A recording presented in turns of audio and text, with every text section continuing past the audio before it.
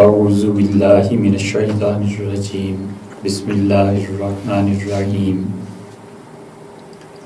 سبحان الذی اسریٰ بعبدہ لیلا من المسجد الحرام الی المسجد الاقصیٰ۔ اور بے عیب ہے وہ ذات جو اپنے بندے حضرت محمد صلی اللہ علیہ وسلم کو رات کے بہت تھوڑے سے حصے میں مسجد حرام سے مسجد اقصیٰ تک لے گئی۔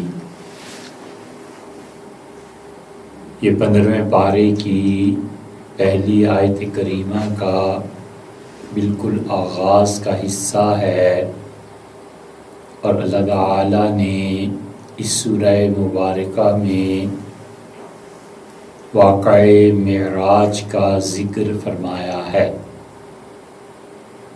اس سورت کا نام بنی اسرائیل رکھا گیا، اور اللہ تعالیٰ نے اس آیت کریمہ میں بہت سی چیزوں کا ذکر فرمایا ہے، جن میں پہلا نقطہ اور پہلی بات یہ ہے کہ 2 مساجد کا ذکر فرمایا، ایک مسجد حرام کا اور ایک مسجد اقصیٰ کا۔ لفظ مسجد اس میں مکان ہے، یعنی وہ جگہ جہاں پر سجدہ کیا جائے، اور مسجد وہ وقت جس میں سجدہ کیا گیا، یہ اس میں زمان ہے۔ تو اس لیے جب ہم کسی بھی مسجد کا نام لیتے ہیں تو پھر وہ لفظ مسجد استعمال ہوتا ہے، مسجد نبوی علیہ الصلاۃ والتسلیم، مسجد اقصیٰ، یا جو بھی مسجد کا لفظ بہرحال جہاں بھی آئے گا وہ اسی تلفظ کے ساتھ ادا ہوگا۔ اور اللہ تعالی نے مسجد حرام کا ذکر پہلے فرما دیا، اور وہ عربوں میں بہت مشہور اور معروف جگہ تھی، اور حضرت رسالت مآب صلی اللہ علیہ وسلم کے اس مبارک سفر کا آغاز جو ہو رہا ہے وہ یہ مسجد حرام ہے۔ اس سے ارشاد فرمایا کہ من المسجد الحرام، مسجد حرام سے۔ اور مسجد حرام یہ ہے کہ وہ ایسی جگہ جسے سجدے کے لیے بنایا گیا۔ سیدنا ابراہیم علیہ السلام نے اس کی بنیادیں اٹھائیں، اور اس کے اصل بانی اللہ کے فرشتے تھے، یا پھر سیدنا آدم علیہ السلام تھے۔ اسی لیے اللہ تعالیٰ نے پہلے پارے میں جہاں پر مسجد حرام کا ذکر فرمایا ہے، یہ نہیں کہا کہ ابراہیم علیہ السلام نے اس کی بنیادیں رکھیں، بلکہ فرمایا کہ اذ یرفع ابراہیم القواعد، جب اس کی بنیادوں کو اٹھایا۔ اس کا مطلب یہ ہے کہ بنا پہلے سے موجود تھی، اور حضرت ابراہیم علیہ السلام نے ان بنیادوں کو اٹھایا۔ یہ گھر کس لیے تعمیر کیا گیا؟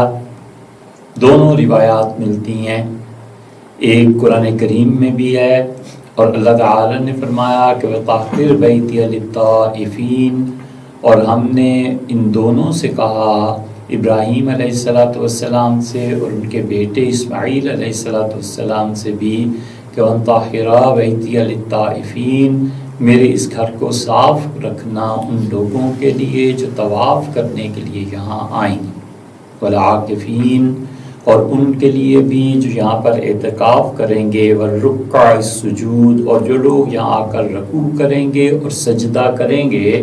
اس لیے جب یہ گھر بنیادی طور پر سجدے کے لیے بنایا گیا تو اس میں مکان کے اعتبار سے یہ مسجد کہلایا۔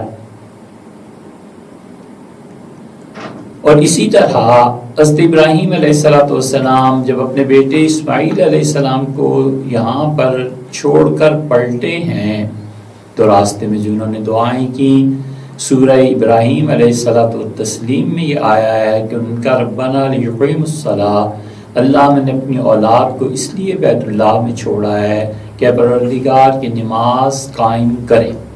سوال یہ پیدا ہوتا ہے کہ وہ نماز کہاں قائم کریں گے، کہاں نماز پڑھیں گے؟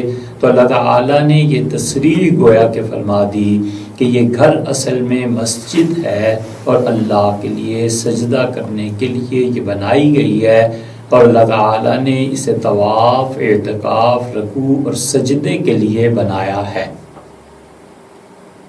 تو مسجد حرام اس کی بنیاد سیدنا ابراہیم علیہ السلام نے نہیں بلکہ ان سے پہلے سے یہ موجود تھی، اور انہوں نے اس گھر کی بنیاد اٹھائی اور بلند کی۔ حضرت ابراہیم علیہ السلام نے اس گھر کی بنیاد اٹھائی، یعنی رکھی نہیں، بانی وہ نہیں تھے، اور وہ جو بنیادیں انہوں نے اٹھائی تھیں اس پہ عمارت تعمیر ہوئی، اور اس کی پوری تاریخ ہے کہ اب اس میں کیا کمی رہ گئی تھی جو حتیم کی دیوار کھینچی گئی، چنانچہ بعض مقامات پہ ہم اسے بیان کر چکے۔ تو اللہ تعالیٰ نے اس عظیم کام کے لیے حضرت ابراہیم علیہ السلام کو منتخب فرمایا، اور پھر آہستہ آہستہ جب ان کی تعلیمات مٹتی چلی گئیں تو ہوا یہ کہ بیت اللہ کے اس چوکھٹے کا یا جو بھی مستطیل شکل میں ہمیں نظر آتا ہے اس کا صحن آگے تھا، جیسے گھروں میں صحن ہوتے ہیں، یہ خدا کا گھر ہے اور اس کا ایک اپنا صحن تھا۔ اس عمارت کے گرد بہت سا رقبہ تھا جو آہستہ آہستہ عربوں کے قبضے میں آتا چلا گیا۔ چنانچہ سیدنا عمر رضی اللہ عنہ نے جب کچھ گھر یہاں توڑوائے ہیں تو اس پہ ایک شور اٹھا، اور امیر المومنین رضی اللہ عنہ نے ان کو کہا کہ میں تمہیں پیسے دے رہا ہوں اور بے دخل کر رہا ہوں، اور بے دخل اس زمین سے نہیں کر رہا ہوں جو زمین تمہاری ہے، یہ اس گھر کا صحن تھا جہاں پر تم نے اور تمہارے آبا و اجداد نے قبضہ جمال کیا تھا، اور یہ اللہ کا گھر ہے اور اس کی میں تعمیر اور دیوار بنا کر رہوں گا۔ اور پہلے یہ ہوتا تھا کہ یہ چوکور یا اسے مستطیل کہہ لیں آپ کی بیت اللہ ہے، اور بیت اللہ کے گردا گرد یہ سارے عربوں کے قبائل آ کر آہستہ آہستہ آباد ہونے لگے۔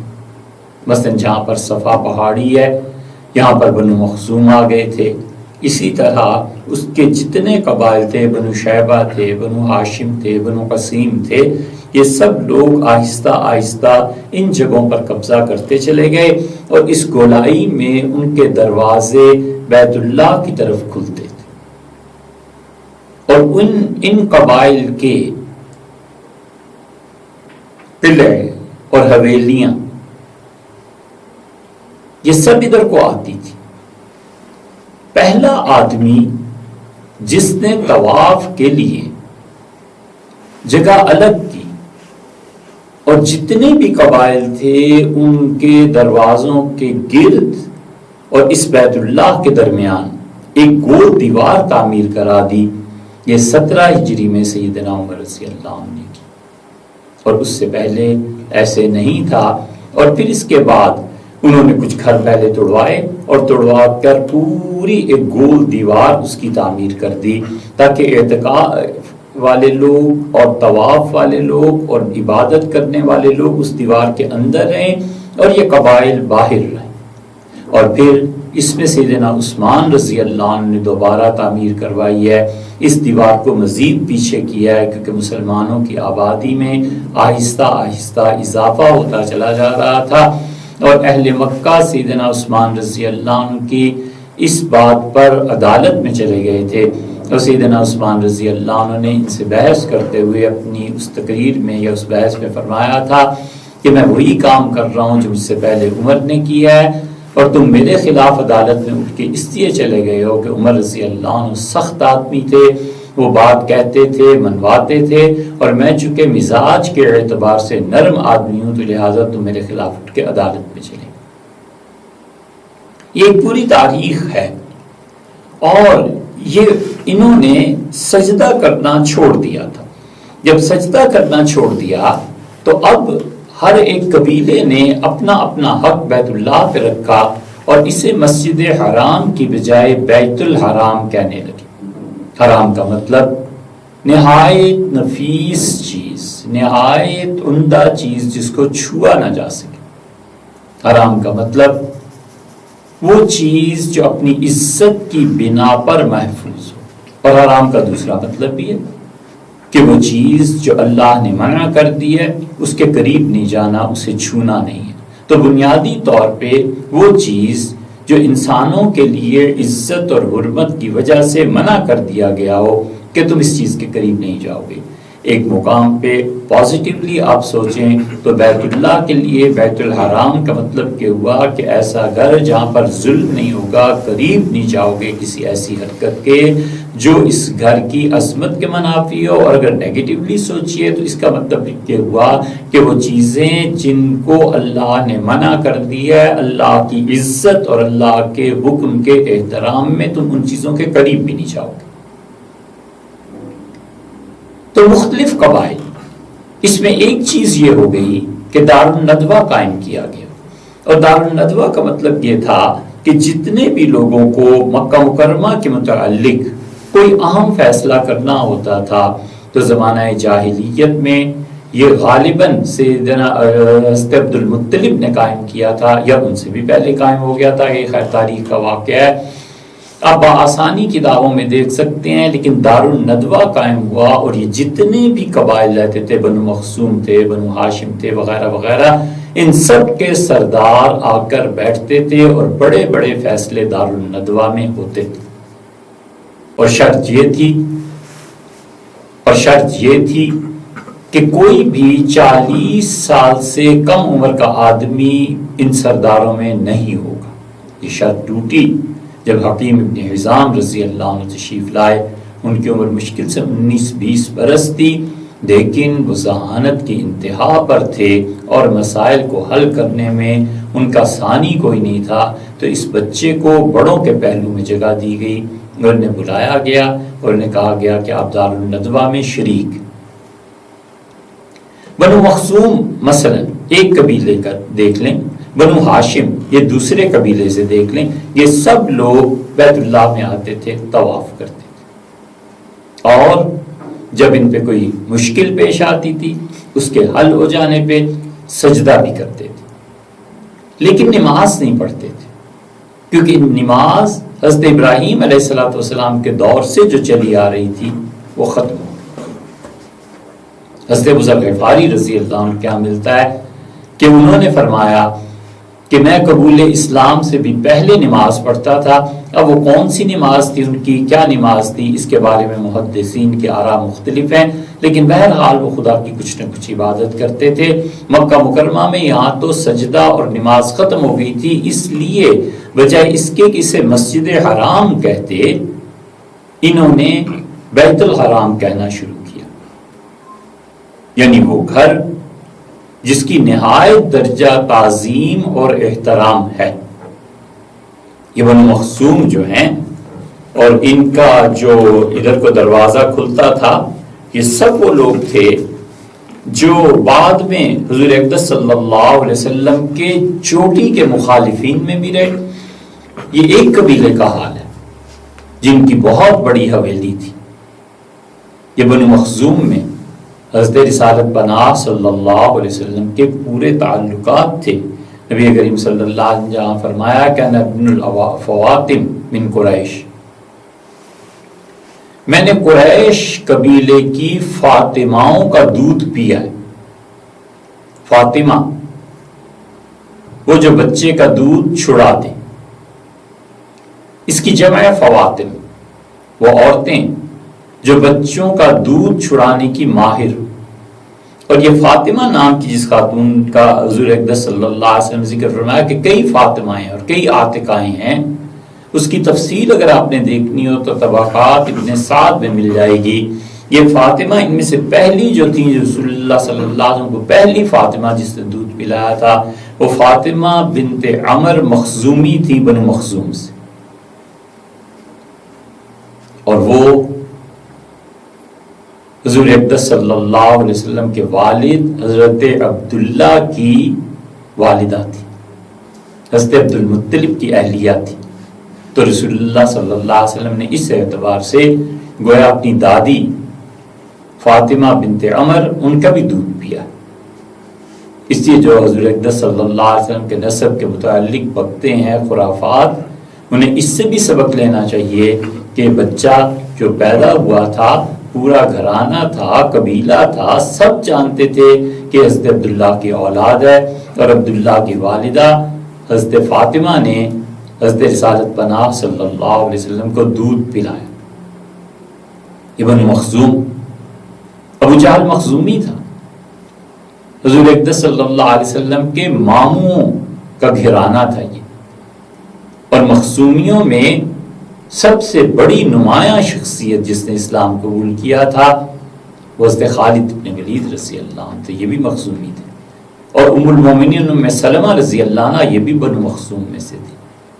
اور حدیث کے مشہور راوی اور سید التابعین جنہیں کہا گیا، امام احمد بن حنبل رحمۃ اللہ عنہ جن کے متعلق کہا کہ مدینہ منورہ میں ان سے بہتر تابعی کوئی نہیں تھا. سعید ابن مسیب یہ بھی مخزومی تھے. یہ دونوں طرح سے پڑھا گیا ہے، سعید ابن مسیب اور سعید ابن مسیب، دونوں تلفظ اس کے درست ہیں. کتابوں میں جہاں ان کے نام کی بحث آئی ہے وہاں پہ یہ دیکھا جا سکتا ہے. تو یہ مخزومی تھے سارے. تو بنو مخزوم کا دروازہ بیت اللہ کے صحن میں کھلتا تھا. بیت اللہ کی ایک عمارت ہے، عمارت کے بعد جہاں اب طواف ہوتا ہے اس کا صحن کہلاتا تھا. اس صحن پہ ان لوگوں نے قبضہ کر لیا تھا. سیدنا عمر رضی اللہ نے پیچھے کیا ہر طرف سے اور ایک دیوار بنوا دی اور دیوار میں دروازے لگا دیے تاکہ دونوں طرف سے فائدے حاصل ہوں. جو طواف وغیرہ عبادت کرنا چاہتے ہیں وہ دائرے کے اندر رہ کے کریں، انہیں کوئی ڈسٹرب نہ کرے.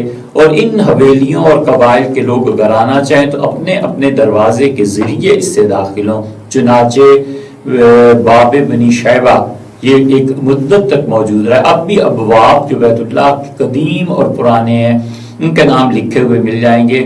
یہ قبائل وہاں پر رہتے تھے، لیکن چونکہ سجدہ کرتے نہیں تھے تو اسے بیت الحرام کہتے تھے، بیت الحرام کہتے تھے.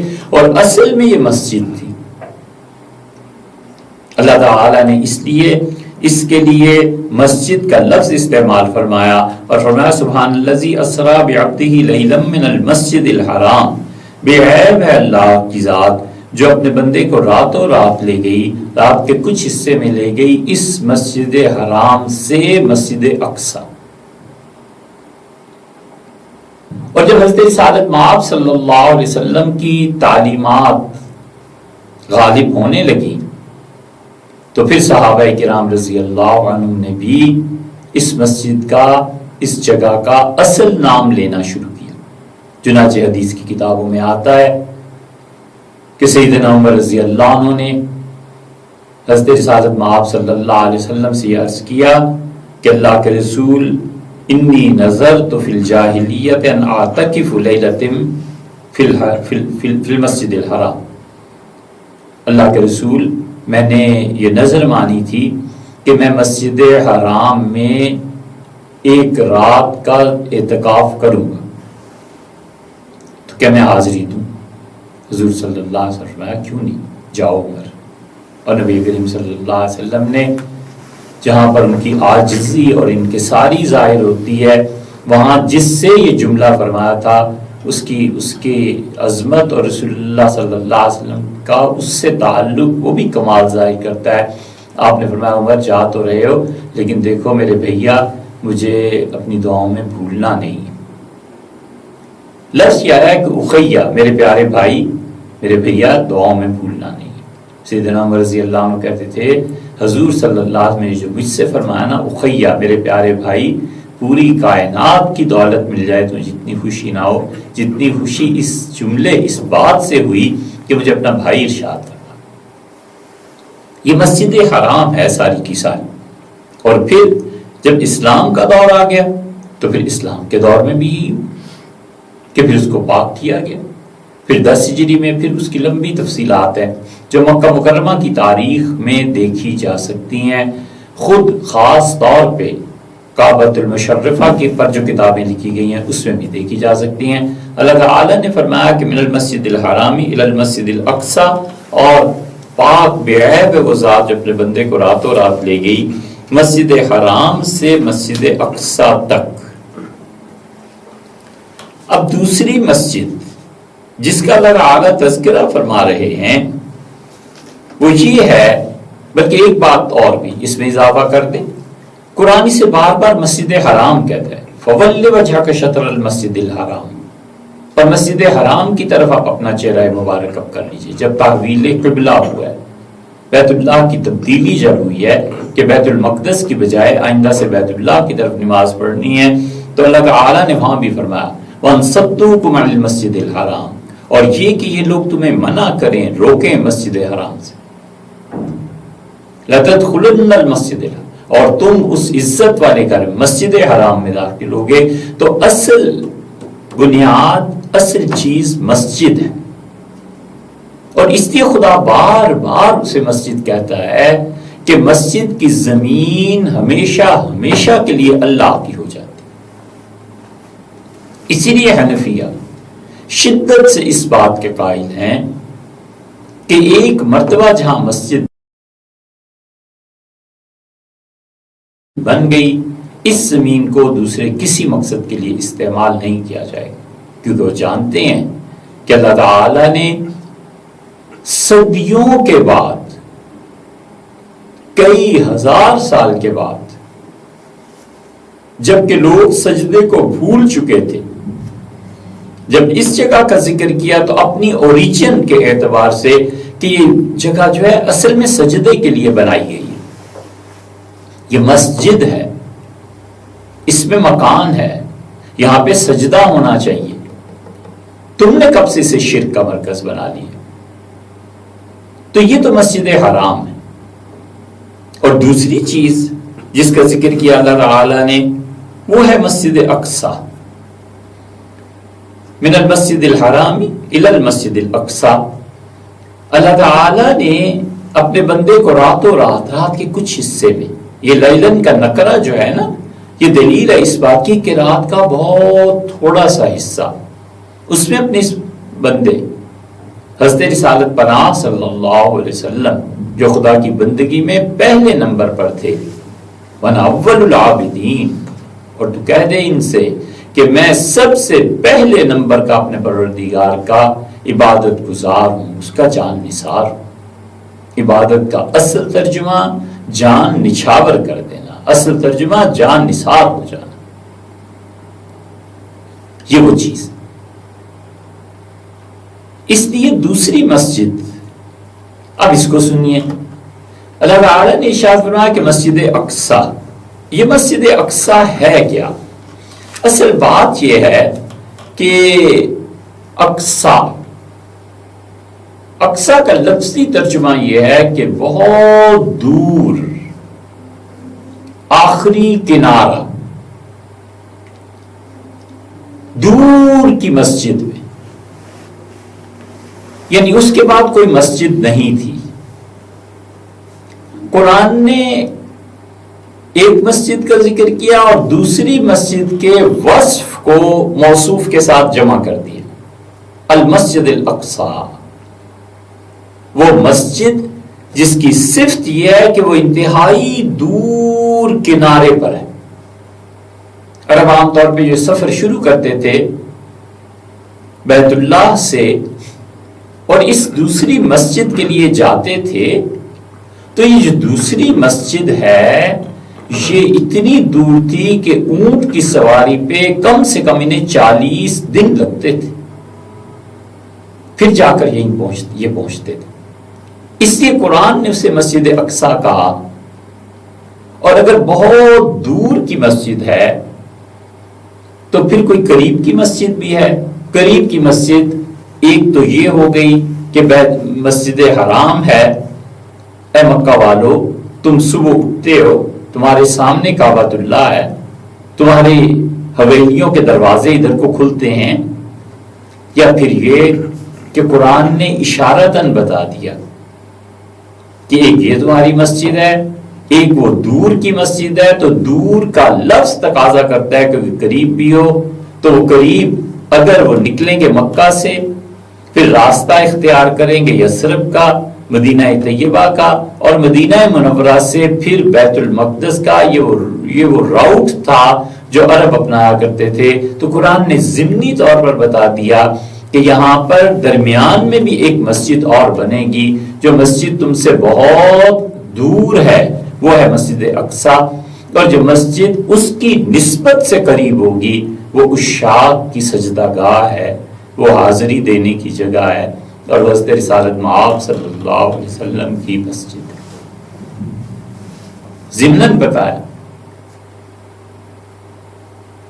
قرآن کئی جگہ پر، یہ ایک مستقل موضوع ہے، اس پہ بات نہیں کی جا سکتی ابھی تو، لیکن قرآن اشارے اور کنائے میں بات کرتا ہے. قرآن کے کنائے اور اشارے سمجھنا ختم ہے مفسرین پہ.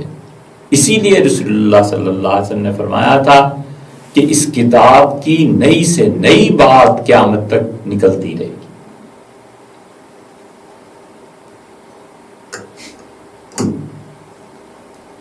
تو حضرت صاحب الرسالہ صلی اللہ علیہ وسلم کی مسجد کی طرف ضمناً اشارہ ہوگی. یہ مسجد اقصیٰ جو ہے یہ کب بنی، اور اس میں علم کے تحت جب مسجد اقصیٰ آ گئی کہ دور کی مسجد، ایسی مسجد جس کی صفت یہ ہے کہ بہت دور واقع، تو اس میں علم بن گیا. اور یہ دونوں مساجد اس وقت اللہ کے کسی دین کے تحت نہیں تھی. نہ مکہ مکرمہ میں اس مسجد میں خدا کی عبادت، خدا کی مرضی اور اس کے دین کے مطابق ہو رہی تھی، اور نہ ہی اس مسجد اقصیٰ میں اللہ تعالی کی عبادت اس کی کسی وحی اور دین کے مطابق ہو رہی ہے. اس مسجد اقصیٰ کو کس نے بنایا ہے؟ بہت بڑا سوال ہے جو تاریخ میں اٹھتا ہے، اور یہیں سے یہ سوال پیدا ہوتا ہے جو بعض مستشرقین نے اور قرآن کریم کو خدا کی کتاب نہ ماننے والوں نے ریز کیا ہے.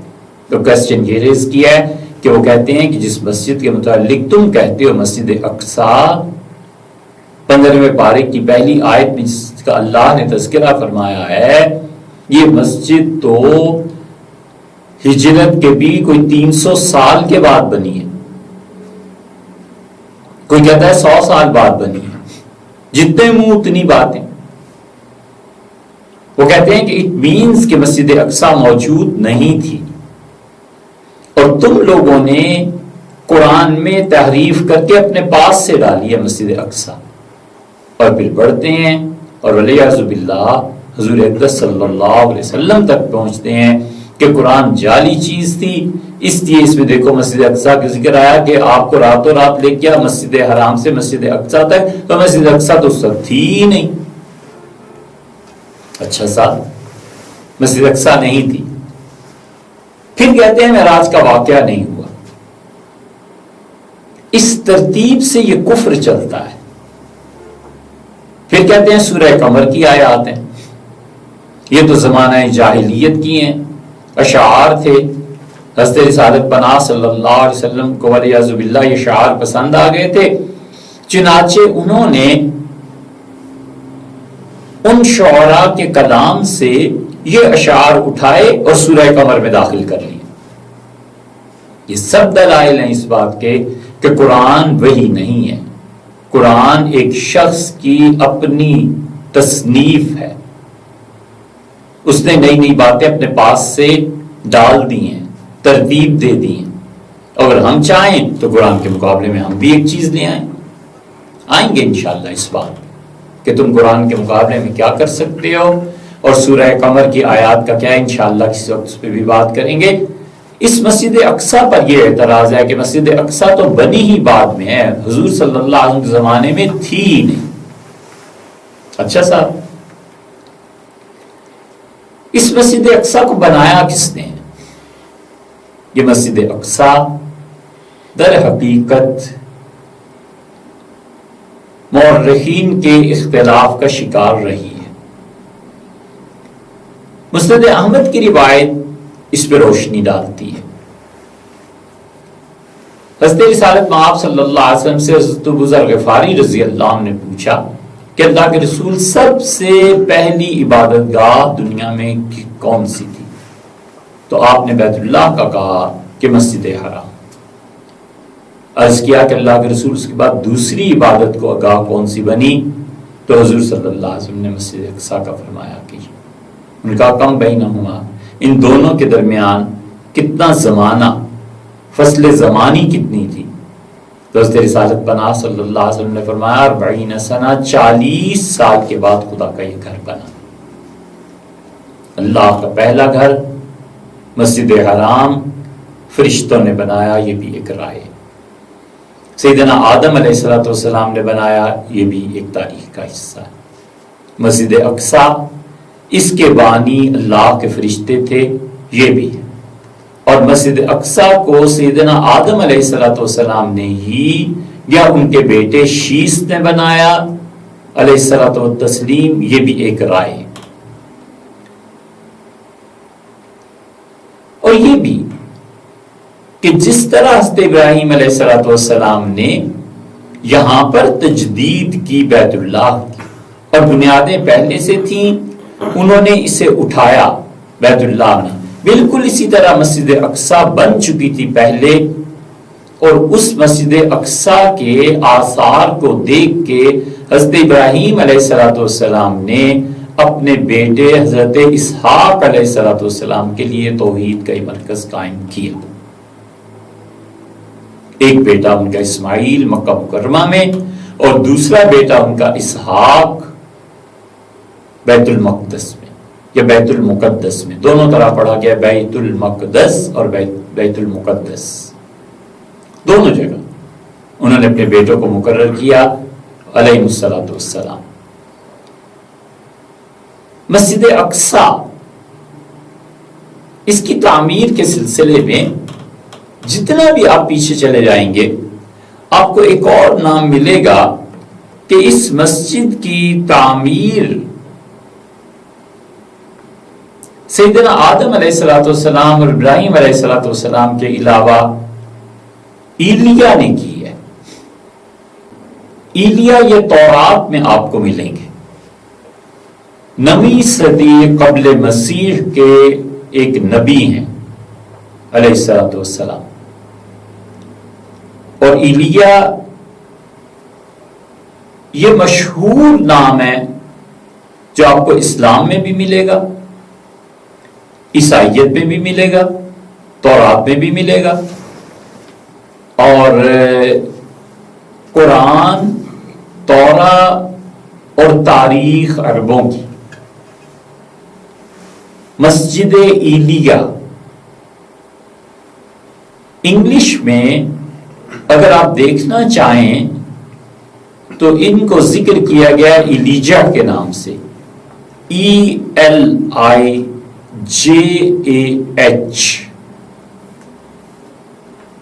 ایلیجا۔ یہ لفظ آپ نکالیے تو معلوم ہوگا کہ اس مسجد کو نئے سرے سے حضرت ایلیا علیہ السلام نے بنایا۔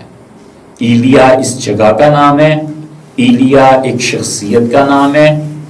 یہ دونوں چیزیں تاریخ میں آئی ہیں، اور گوروں نے اور ان کے مذہبی حلقوں نے جو بہت اچھا ایک کام کیا ہے، جو مسلمان قرآن کریم پہ کر چکے ہیں، یہ ایک ہی طرح کی چیزیں ہیں کہ جتنی بھی پرسنالٹیز کا ذکر تورا میں آیا ہے، گوروں نے اس پہ کام کیا، اور ہمارے ہاں بھی الحمدللہ قرآن کریم میں جو رجال آئے ہیں اللہ تعالیٰ نے جس کا تذکرہ بھی فرمایا ہے، لوگوں نے اس موضوع پہ مستقل کتابیں لکھتی ہیں.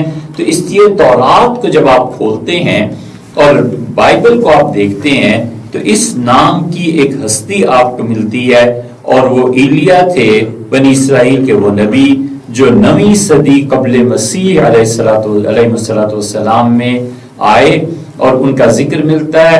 اور پھر ان کا ذکر اس سلسلے میں بھی ملتا ہے کہ وہ اللہ کے مشہور نبی تھے، اور انہیں حکم ہوا کہ اپنے بادشاہ کو یہ بتا دیں کہ یہاں پر پانی نہیں برسے گا اور بارش نہیں ہوگی.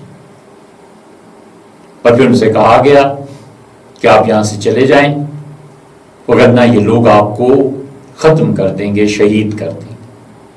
اور اس زمانے میں ان کے مقابلے میں جھوٹے پجاری جو نبوت کے دعوے دار تھے وہ بھی آئے، اور یہ روپوش ہو گئے، ہجرت کر کے کہیں اور تشریف لے گئے. اور وہاں پہ اللہ تعالیٰ اپنے فرشتوں اور کووں کے ذریعے انہیں رزق دیتا رہا. پھر یہ پلٹے ہیں، انہیں حکم ہوا کہ جاؤ اور دوبارہ انہیں تبلیغ کرو، اور جو گناہ وہ کر رہے ہیں انہیں بتاؤ کہ اللہ کا عذاب اس کی وجہ سے نازل ہو جائے گا اور تم پر مزید قحط مسلط کیے جائیں گے. یہ ساری چیزیں. اور پھر وہاں کے لوگوں نے کہا کہ تم اپنے خدا سے بارش مانگو، اور ہم اپنے خدا سے بارش مانگتے ہیں، دیکھتے ہیں کہ کس کا خدا زیادہ پاورفل ہے. اور 800 کے قریب جھوٹے نبی وہ لے آئے اور ایک پہاڑ کی چوٹی پہ پہنچے، اور گوشت رکھا گیا. اور قدیم روایات کے مطابق آسمان سے آگ آتی تھی، اس گوشت کو جلا دیتی تھی. تو انہوں نے کہا کہ اللہ کے اس نبی ایلیا علیہ السلام نے کہا کہ تم شروع کرو یا ہم شروع کریں. اور انہوں نے دعائیں مانگنی شروع کی، اور 800 سے زائد جو ان کے نبی تھے کوئی چیز نہیں مانگ سکے، کوئی چیز دکھا نہیں سکے. ان کی مانگ ان کے خدا بال نے پوری نہیں کی. قرآن کریم میں ہے نا اتدعون بالا، اور نبی علیہ السلام نے کہا کہ تم بال کی پرستش کرتے ہو، بال کو اپنا خدا مانتے ہو، اور بھول جاتے ہو اس پروردگار عالم کو جو سب سے اچھی تخلیق کرنے والا. اور جب وہ ناکام ہوئے تو انہوں نے ایلیا نبی سے کہا کہ اچھا اب تم دعا مانگو. تو انہوں نے کہا اس گوشت پہ پانی بھی ڈال دو تاکہ اگر آگ آ کر جلائے تو تم یہ نہ کہہ سکو کہ یہ خشک لکڑی ہے. اگر لکڑی بھی ہے فرض کر لو تو اس پہ پانی پڑ جائے گا نا، آگ جلا نہیں پائے گی، تو تم پانی ڈال دو. پھر انہوں نے پانی ڈالا، پھر انہوں نے دعا مانگی. اور خیر لمبا قصہ ہے، مختصر یہ کہ آگ نے آگ کے اس گوشت کو جلا دیا. اور یہ اللہ کے نبی علیہ السلام قرار پائے، اور پھر بارشیں ہوئیں. پھر ایک باغ پہ بادشاہ نے قبضہ کر لیا. انہوں نے جا کے اسے نصیحت کی اور انہوں نے کہا اللہ کا غضب آئے گا، اس باغ کو چھوڑ دو وغیرہ وغیرہ. یہ ایلیا نبی ہیں جن کا یہ مختصر سا تعارف ہے. اور جتنی کتابیں تورات کے رجال پہ لکھی گئی ہیں کہ کن کن شخصیات کا تذکرہ اس کتاب میں ہے، جب آپ اسے پڑھیں گے تو وہاں پر یہ آپ کو مل جائیں گے. تو ایلیجا یا ایلیا انہوں نے اس مسجد کی تجدید کی ہے، لہذا جسے ہم مسجد کے اقصی کہتے ہیں اسی مسجد کا دوسرا نام مسجد ایلیا ہے. یہ وہ جگہ ہے جہاں پر مسجد اقصی بنی ہے، جہاں اللہ کے جلیل القدر انبیاء علیہ السلام آئے. اس کے ارد گرد سیدنا موسیٰ علیہ السلام دفن ہے. یہاں پہ حضرت داؤد علیہ السلام بھی کہیں دفن ہے، ان کا بیٹا سلیمان علیہ السلام یہ بھی وہیں دفن. چونکہ وہاں پر سیاسی اعتبار سے جانے کی اجازت نہیں. کاش کو یہ بات سن لے اور ہمیں اجازت مل جائے جانے کی، تو وہاں کا چپا چپا تاریخ سے اٹا پڑا ہے. ہم جائیں اور دیکھیں اور تحقیق کریں کہ اصل معاملات کیا ہیں. وہ جلیل القدر خاتون جس کی پاکیزگی کی دنیا میں کہیں کوئی گواہی نہیں، اور اللہ واحد ہے جس نے اپنی اس کتاب میں گواہی دی اور اسے کہا وَعَلَىٰ مَرْيَمَ بُهْتَانًا عَظِيمًا۔ اور یہ یہودی ایسے نالائق ہیں کہ انہوں نے مریم جیسی خاتون کو نہیں چھوڑا، اس پہ الزام لگا دیا۔ ان کی قبر بھی وہاں ہے، وہ ٹیلا ہے جہاں پر سیدنا مسیح علیہ السلام پیدا ہوئے تھے۔ اسی لیے اس مسجد اقصی کے متعلق کہتا ہے کہ ہم حضور اقدس صلی اللہ علیہ وسلم کو وہاں لے گئے لِنُرِيَهُ مِنْ آیاتنا، تاکہ ہم اسے اپنے ہونے کی نشانیاں دکھائیں۔ بارکنا حولہ، جس مسجد اقصی کے ارد گرد ہم نے برکتیں رکھی ہیں۔ اللہ تعالیٰ مکہ مکرمہ سے ڈائریکٹ معراج کے لیے حضور صلی اللہ علیہ وسلم کو آسمان پہ بلا لیتے تو پھر کیا تھا؟ خدا کے لیے کوئی مشکل تھی؟ جس سفر کا آغاز بیت المقدس سے ہوا ہے، مسجد ایلیا سے ہوا ہے، مسجد اقصی سے ہوا ہے، یہی آغاز یہاں مکہ مکرمہ سے ہو جاتا، بیت اللہ سے ہو جاتا۔ اللہ تعالیٰ وہاں لے کر گئے تاکہ انہیں دکھائیں اور بتائیں کہ اب اس مرکز کی امامت بھی آپ کی امت کے پاس آ گئی، اور یہ امت دونوں قبلوں پر غالب رہے گی۔ اور حال یہ ہو گیا اس انحطاط اور زوال کا کہ جو پہلا قبلہ ہے اس پر بھی قبضہ رکھنا حقیقت میں تو کھو چکا قبضہ۔ دنیا کی جو پولیٹیکل چیزیں چل رہی ہیں ان پہ آپ غور کریں تو اس گھر کے محافظ کہاں ہیں؟ ایک ظاہری صورت ہے قبضے کی، اور اللہ کا یہ بھی احسان ہے کہ خدا اس گھر کے دروازے ہم سب گناہ گاروں کے لیے کھلے رکھے۔ یہ مسجد ایلیا ہے، یہاں پہ سیدنا ابراہیم علیہ السلام آئے۔ چنانچہ اس سلسلے میں اگر آپ دیکھیں تو مسجد ایلیا کا ایک مطلب تو یہ ہوا کہ ایلیا جو ایک شخص تھا اس کی مسجد، اور ایک نظریہ یہ بھی ہے کہ ایلیا ایک جگہ ہے اور یہ اس جگہ کی مسجد ہے، اور سب عرب جانتے تھے کہ مسجد اقصی، مسجد ایلیا اور بیت المقدس کی مسجد، سب عرب جانتے تھے کہ ایک مسجد حرام ہے اور ایک مسجد وہ ہے۔ ایک خدا کی عبادت کا گھر یہ ہے، من المسجد الحرامی الی المسجد الاقصی، اور ایک مسجد اقصی وہ۔ اس لیے جو ظالم، اور اگر وہ نہیں جانتے، جان بوجھ کے کرتے ہیں تو ظالم، اور اگر وہ نہیں جانتے تو جاہل۔ مسجد اقصی 300 سال کہاں ہے یار، یہ تو بہت قدیم مسجد ہے۔ سب جانتے تھے کہ مسجد ایلیا کیا، اس مسجد ایلیا کا ذکر کہاں سے چلا ہے؟ آئیے ہم بائبل کو دیکھتے ہیں۔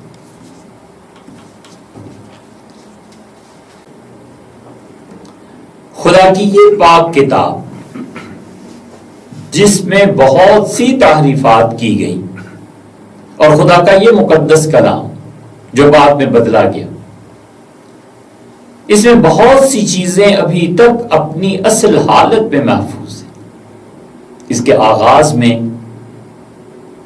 پیدائش جس باب کا نام ہے، حضرت ابراہیم علیہ السلام کا تذکرہ آیا، اور حضرت ابراہیم علیہ السلام کے والد کا نام طارح قرار دیا گیا۔ وَإِذْ قَالَ إِبْرَاهِيمُ لِأَبِيهِ آزَرَ، اور جب ابراہیم علیہ السلام نے اپنے والد آزر کو یہ کہا، أَتَتَّخِذُ أَصْنَامًا، آپ بت تراشی کرتے ہیں، بت گری کرتے ہیں، بری بات۔ اللہ تعالیٰ کو کیوں ضرورت پیش آ گئی تھی؟ ہر جگہ وہ کہتا ہے کہ ابراہیم علیہ السلام کے والد، اس قال لأبی، جب اس نے والد سے کہا والد والد، ایک مقام پر کہتا ہے کہ وہ اس قال ابراہیم لأبیہ آزر،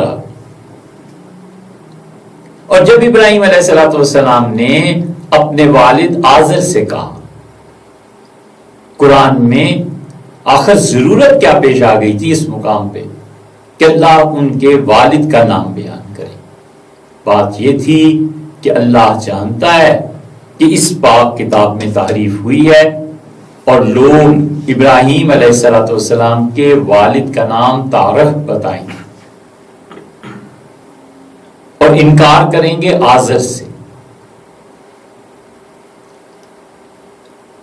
اور وہ کہیں گے کہ آزر چچا ہے، والد نہیں ہے۔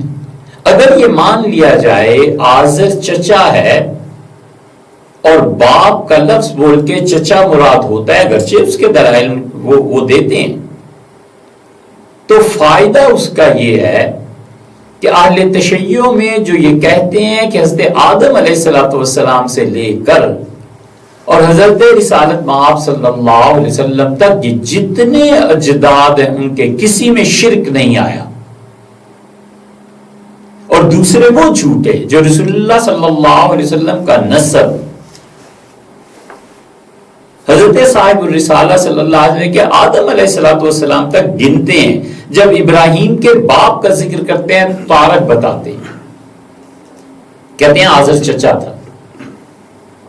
ان دونوں کا رد یہی ہے کہ اللہ نے اسے باپ کا، وَإِذْ قَالَ إِبْرَاهِيمُ لِأَبِيهِ، اللہ تعالیٰ کہہ دیتا ہے وَإِذْ قَالَ إِبْرَاهِيمُ لِعَمِّهِ، جب ابراہیم نے اپنے چچا سے یہ کہا تو کوئی فرق نہ پڑتا، متعین ہو جاتا۔ خدا نے متعین کر کے کہا کہ آزر، یہ تورات کی وہ غلطی ہے جو قرآن میں صحیح کی ہے۔ اس لیے یہ جتنے قرآن سمجھنے کے مدعی ہوتے ہیں نا، اگر اس تورات اور انجیل کو نہ پڑھا ہوا ہو تو بڑا مشکل ہے قرآن کے حقیقی مفاہیم کا سمجھنا۔ یہ وہ ایک مقام، اور جتنے لوگ یہ کہتے ہیں کہ حضور اقدس صلی اللہ علیہ وسلم کا نسب آدم علیہ السلام تک یہ ہے، یہ کہتے ہیں کہ ہمارے آباء و اجداد میں تو کبھی کسی نے شرک کیا ہی نہیں، کہاں آ کر ان کا یہ کلیہ اور قاعدہ ٹوٹ جاتا ہے کہ ابراہیم علیہ السلام کا والد آزر تھا اور وہ یقیناً مشرک تھا۔ یہ بات بغیر ضرورت کے نہیں اس بحث میں پڑھنا چاہیے، مگر کیا کریں، واسطہ جھوٹوں سے پڑ گیا۔ یہاں پر ہے کہ تاریخ کی نسل چلی اور انہوں نے پوری تاریخ بیان کی ہے پچھلی، آدم علیہ السلام سے کیا ہوا، اور حضور صلی اللہ علیہ وسلم اس کے مقابلے میں صاف کہتے ہیں کہ عدنان اور اس کے بعد آگے کتنی نسلیں تھی، قرونم بین ذالک کثیرہ۔ قرآن بھی یہی کہتا ہے، حضور صلی اللہ علیہ وسلم کی حدیث میں بھی یہی الفاظ ہیں کہ فرمایا لا یعلمہم الا اللہ، اللہ کے علاوہ کوئی جانتا ہی نہیں ہے کہ اس عدنان کے بعد اور اسماعیل علیہ السلام کی یہ جو نسب نامہ اب ملتا ہے، ان کے بعد کتنی نسلیں ہیں جن کو کوئی جانتا ہی نہیں اللہ کے علاوہ۔ اس اعتبار سے اہل تشیع کا دعویٰ بھی جھوٹا پڑتا ہے اور ان کا بھی جھوٹا پڑتا ہے جو لوگ جاہلیت کی بنا پر حضرت رسالت مآب صلی اللہ علیہ وسلم کا نسب آدم علیہ السلام تک پہنچاتے ہیں، ہو ہی نہیں سکتا۔ دیکھیے یہاں پہ پیدائش کے باب میں چوتھی آیت ہے، لکھتے ہیں سو ابراہم لکھا ہے، قرآن بھی ابراہم کہتا ہے، ہمارے یہاں اپنی قرآتوں میں بھی ابراہم ہے۔ آپ ابراہم کے لفظ کو دیکھیں نا، لکھا ہوا کبھی غور کریں تو وہ ابراہم کا جہاں لفظ آیا ہے قرآن کریم میں، عمومی طور پہ اس سے کھڑی زبر کے ساتھ پڑھتے ہیں اور اس میں یہ کا بھی پھر اضافہ ہوتا ہے۔ ایک قرات یہ ہے، ایک قرات یہ ہے، تحریری طور پہ قرآن کریم میں عموماً یہ لفظ ابراہم ملے گا، غالباً ایک مقام پہ ابراہیم ہے، باقی سب جگہ ابراہم سے پڑھا گیا، اور دونوں قراتیں حضور صلی اللہ علیہ وسلم سے ثابت ہیں۔ وَإِذْ قَالَ إِبْرَاهِيمُ وَإِذْ قَالَ إِبْرَاهَامُ، دونوں ٹھیک ہے۔ یہاں ابراہم کہ ابراہم خداوند کے کہنے کے مطابق چل پڑا اور لوط اس کے ساتھ تھا، اور ابراہیم 75 برس کا تھا جب وہ ہاران سے روانہ ہوا۔ ہاران ایک جگہ کا نام، شیخ الاسلام ابن تیمیہ رحمۃ اللہ علیہ، رانی صلاح الدین ایوبی، یہ وہی علاقہ۔ اور ابراہیم نے اپنی بیوی سارا اور اپنے بھتیجے لوط کو اور سب مال کو جو انہوں نے جمع کیا تھا اور ان آدمیوں کو جو ان کو ہاران میں مل گئے تھے ساتھ لیا، اور وہ ملک کنعان کو روانہ ہوئے۔ کنعان مصر، کنعان مصر، ایجپٹ۔ سیدنا ابراہیم علیہ السلام نے ہجرت کی اور قرآن کیا کہتا ہے؟ قرآن کہتا ہے کہ اس نے کہا انی مہاجر الی ربی، میں ہجرت کر رہا ہوں اپنے پروردگار کی طرف۔ کمال کا جملہ ہے۔ یہ نہیں کہا کہ میں مصر ہجرت کر کے جا رہا ہوں، ہاران سے فلاں جگہ سے فلاں جگہ ہجرت ہو رہی ہے۔ یہ کہا کہ میں ہجرت کر رہا ہوں اپنے پروردگار کی طرف، اپنے پروردگار کے لیے۔ کنعان مصر میں، کنعان مصر کے معانی میں ہر جگہ مل جائے گا، اردو ادب میں بھی مل جائے گا۔ غالب کو دیکھیے، وہ کہتے ہیں کہ سب رقیبوں سے ہوں ناخوش، سب رقیبوں سے ہوں ناخوش، پر زنانے مصر سے ہے زلیخا خوش کہ محو ماہ کنعان ہو گئی۔ مصر کا جو چاند تھا سیدنا یوسف علیہ السلام، خواتین ان کے حسن میں ڈوب گئی۔ محو ماہ کنعان، ماہ کنعان مصر کا چاند۔ اور یہ حضرت ابراہیم علیہ السلام اپنے صحابہ کرام رضی اللہ عنہ کے ساتھ ہجرت کر کے مصر تشریف لے گئے اور ملک کنعان میں آئے، اور ابراہیم اس ملک میں سے گزرتا ہوا مقام سلم میں مورہ کے بلود کے تک پہنچا۔ اس وقت ملک میں یعنی مصر میں کنعانی رہتے تھے۔ تب خداوند نے ابراہیم کو دکھائی دے کر کہا، اللہ تعالیٰ کی زیارت کی حضرت ابراہیم علیہ السلام نے، اور اللہ تعالیٰ نے ارشاد فرمایا کہ یہی ملک میں تیری نسل کو دوں گا۔ اور اس نے وہاں خداوند کے لیے جو اسے دکھائی دیا تھا ایک قربان گاہ بنائی، مذبح، جہاں پہ جانور کو ذبح کیا جائے۔ وہ مذبح جہاں پہ جانور کو ذبح کیا جائے، اور اسحاق بیٹے کی قربانی وہاں کرنی تھی، اور اسحاق ذبیح ہیں۔ یہ ہے یہودیوں کا موقف، اور ہمارا موقف یہ ہے کہ اسماعیل ذبیح ہیں، اور وہ جگہ مکہ مکرمہ ہے، مینا ہے۔ یہاں سے یہودیت اور مسلمانوں کا ایک اختلاف ہے۔ یہ یاد رکھیے گا کہ انہوں نے وہاں پر ایک سلاٹر ہاؤس بنایا، ایک مذبح خانہ بنایا، اور وہاں سے کوچ کر کے اس پہاڑ کی طرف گیا جو بیت ایل کے مشرق میں ہے، جو بیت ایل کے مشرق میں، اور وہاں سے کوچ کر کے اس پہاڑ کی طرف گیا جو بیت ایل کے مشرق میں ہے، اور اپنا ڈیرا ایسا لگایا کہ بیت ایل مغرب میں اور رئی مشرق میں پڑا، اور وہاں اس نے خداوند کے لیے ایک قربان گاہ بنائی۔ یہ پاک کتاب ہمیں بتاتی ہے کہ حضرت ابراہیم علیہ السلام نے بیت ایل کا گھر اس کے قرب و جوار میں، اس جگہ پہ، اس مقام پہ ایک سلاٹر ہاؤس تعمیر کیا، اور خداوند سے دعا کی، اور ابراہیم سفر کرتا کرتا جنوب کی طرف بڑھ گیا۔ یہ فلسطین کا علاقہ، اس زمانے کا مصر، ظاہر ہے کہ اس کی حدود وہ نہیں تھی جو آج۔ فلسطین اور شام اور یہ موجودہ اسرائیل، یہ سب علاقے ایک ہوا کرتے تھے۔ یہ تاریخ کا موضوع ہے، اس پہ نہیں جا رہے، مگر حضرت ابراہیم علیہ السلام نے وہاں پر ایک مذبح تعمیر کیا، سلاٹر ہاؤس تعمیر کیا، اور یہی سلاٹر ہاؤس اور یہی مذبح جو انہوں نے تعمیر کیا، اسی کتاب میں آپ دیکھیے آگے چل کے حضرت ابراہیم علیہ السلام کے پوتے، اسحاق بیٹا تھا، اس کو قربان کرنا تھا نہیں کرنا تھا، یہ بحث ایک الگ ہے، لیکن یہی وہ جگہ ہے بیت ایل، ایلیا، بیت المقدس، مسجد اقصی، ایک ہی جگہ کے مختلف نام آ گئے۔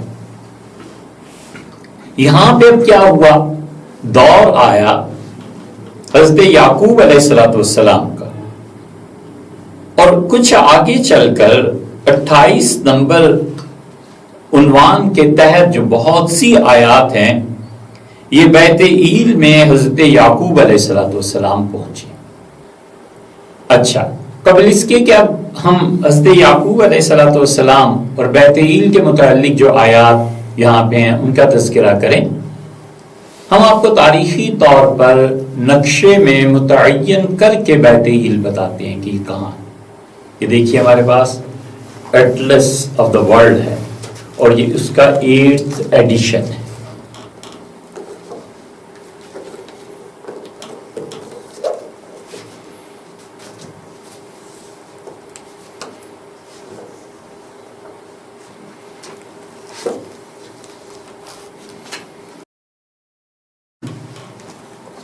دیکھیے ایٹلس آف دا ورلڈ کا 8th ایڈیشن ہمارے سامنے، اور لانگیٹیوڈ اور لیٹیٹیوڈ کے متعلق یہ عرض ہے کہ 35 اور 36 کے درمیان ہے، اور اسی طرح دوسری طرف آپ دیکھیں تو 32 ڈگری کو اگر آپ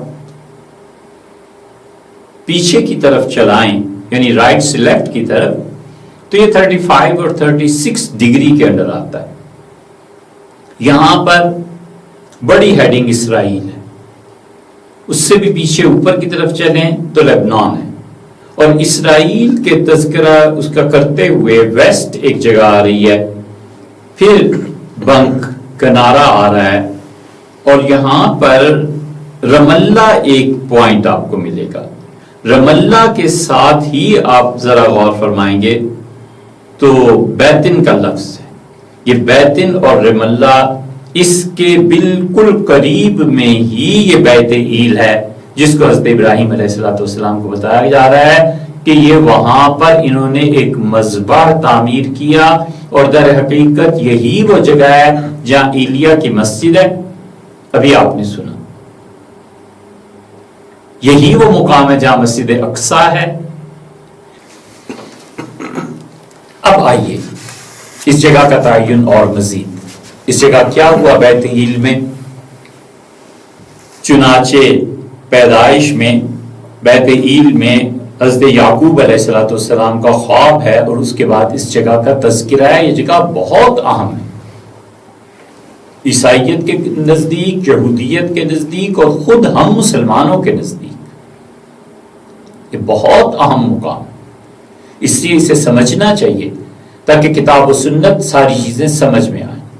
صحیح بخاری کی روایات میں اس کا ذکر ہے، اور ہمارے یہاں اچھے اچھے محدثین وہ نہیں جانتے کہ یہاں پہ کیا کیا چیزیں مدفون ہیں اور کتنی اہمیت کا مقام ہے اسلامی تاریخ کے لیے اور عبادت کے لیے بھی، یہ باتیں بھی آگے آتی ہیں۔ چنانچہ یہاں پر 10ویں آیت میں یہ بیان کیا گیا کہ اور یعقوب بئر سبع سے نکل کر ہاران کی طرف چل۔ ہاران وہی جو ان کے دادا حضرت یعقوب بیٹے تھے اسحاق کے، اور اسحاق بیٹے تھے ابراہیم کے علیہ السلام، تو یہ اپنے دادا کے وطن کی طرف چلے، اور ایک جگہ پہنچ کر ساری رات وہیں رہا کیونکہ سورج ڈوب گیا تھا، اور اس نے اس جگہ کے پتھروں میں سے ایک پتھر اٹھا کر اپنے سرہانے دھر لیا، اسی جگہ سونے کو لیٹ گیا، اور خواب میں کیا دیکھتا ہے کہ ایک سیڑھی زمین پر کھڑی ہے، اور اس کا سرا آسمان تک پہنچا ہوا ہے، اور خدا کے فرشتے اس پر سے چڑھتے اترتے ہیں، اور خدا تعالیٰ اس سے اوپر کھڑا ہو کر کہہ رہا ہے کہ میں خداوند تیرا، تیرے باپ ابراہیم کا اور اسحاق کا خدا ہوں، میں یہ زمین جس پر تو لیٹا ہے تجھے اور تیری نسل کو دوں گا۔ شام جو آہستہ آہستہ مسلمانوں کے ہاتھوں سے نکلتا چلا جا رہا ہے، اس کے انجام میں یہی ہونا ہے کہ یہ ساری زمین یہودیوں کے پاس چلی جائے گی، اور تیری نسل زمین کی گرد کے ذروں کی مانند ہوگی، اور تو مشرق، مغرب، شمال اور جنوب میں پھیل جائے گا، اور زمین کے سب قبیلے تیرے اور تیرے نسل کے وسیلے سے برکت پائیں گے۔ چنانچہ یہودیت کا عروج، ان کا دنیا بھر میں پھیل جانا، اب ان کی نسل سے برکت پانا، تو پھر برکات تو محدود رہیں گی جو حضور اقدس صلی اللہ علیہ وسلم کا پیروکار بن گیا۔ اور دیکھ میں تیرے ساتھ، اور ہر جگہ جہاں کہیں تو جائے میں تیری حفاظت کروں گا، اور تجھ کو اس ملک میں پھر لاؤں گا، اور جو میں نے تجھ سے کہا ہے جب تک اسے پورا نہ کر لوں تجھے نہیں چھوڑوں گا۔ یہ سارے ممالک تمہارے ہو جائیں گے، حران بھی، شام بھی، بیت ایل بھی۔ جب یعقوب جاگ اٹھا اور کہنے لگا یقیناً خداوند اس جگہ ہے اور مجھے معلوم نہیں تھا، اس نے ڈر کے کہا یہ کیسی بھیانک جگہ ہے، سو یہ خدا کے گھر اور آسمان کے آستانہ کے سوا اور کچھ نہیں ہوگا۔ اور یعقوب صبح سویرے اٹھا اور اس پتھر کو جسے اس نے سرہانے دھرا تھا لے کر ستون کی طرح کھڑا کیا، اور اس نے اس کے سرے پر تیل ڈالا۔ حران پورا ایک بڑا خطہ تھا، یہ چھوٹے چھوٹے قصبے سب اس میں شامل تھے، جہاں سے یعقوب علیہ السلام نے خواب دیکھا، جس پتھر کو تکیے کے طور پہ استعمال فرمایا تھا اس پتھر کو انہوں نے کھڑا کیا اور اس کے اوپر کے سرے سے تیل ٹپکایا۔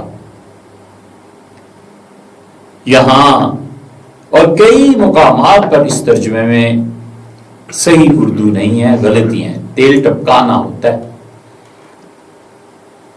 تیل ڈالنا نہیں ہوتا۔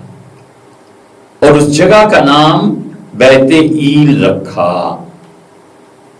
حضرت یعقوب علیہ السلام وہی جگہ آ گئی، لیکن پہلے اس بستی کا نام لوز تھا، اور یعقوب نے منت مانی اور کہا اگر اے خدا تو میرے ساتھ رہے جو میں سفر کر رہا ہوں، اور حفاظت کرے، اور مجھے کھانے کو روٹی اور پہننے کو کپڑا دیتا رہے، اور میں اپنے باپ کے گھر سلامت لوٹ آؤں، تو اے خدا تو میرا حقیقی خدا ہوگا، اور یہ پتھر جو میں نے ستون سا کھڑا کیا ہے خدا کا گھر بنے، بیت ایل میں خدا کا گھر بنے۔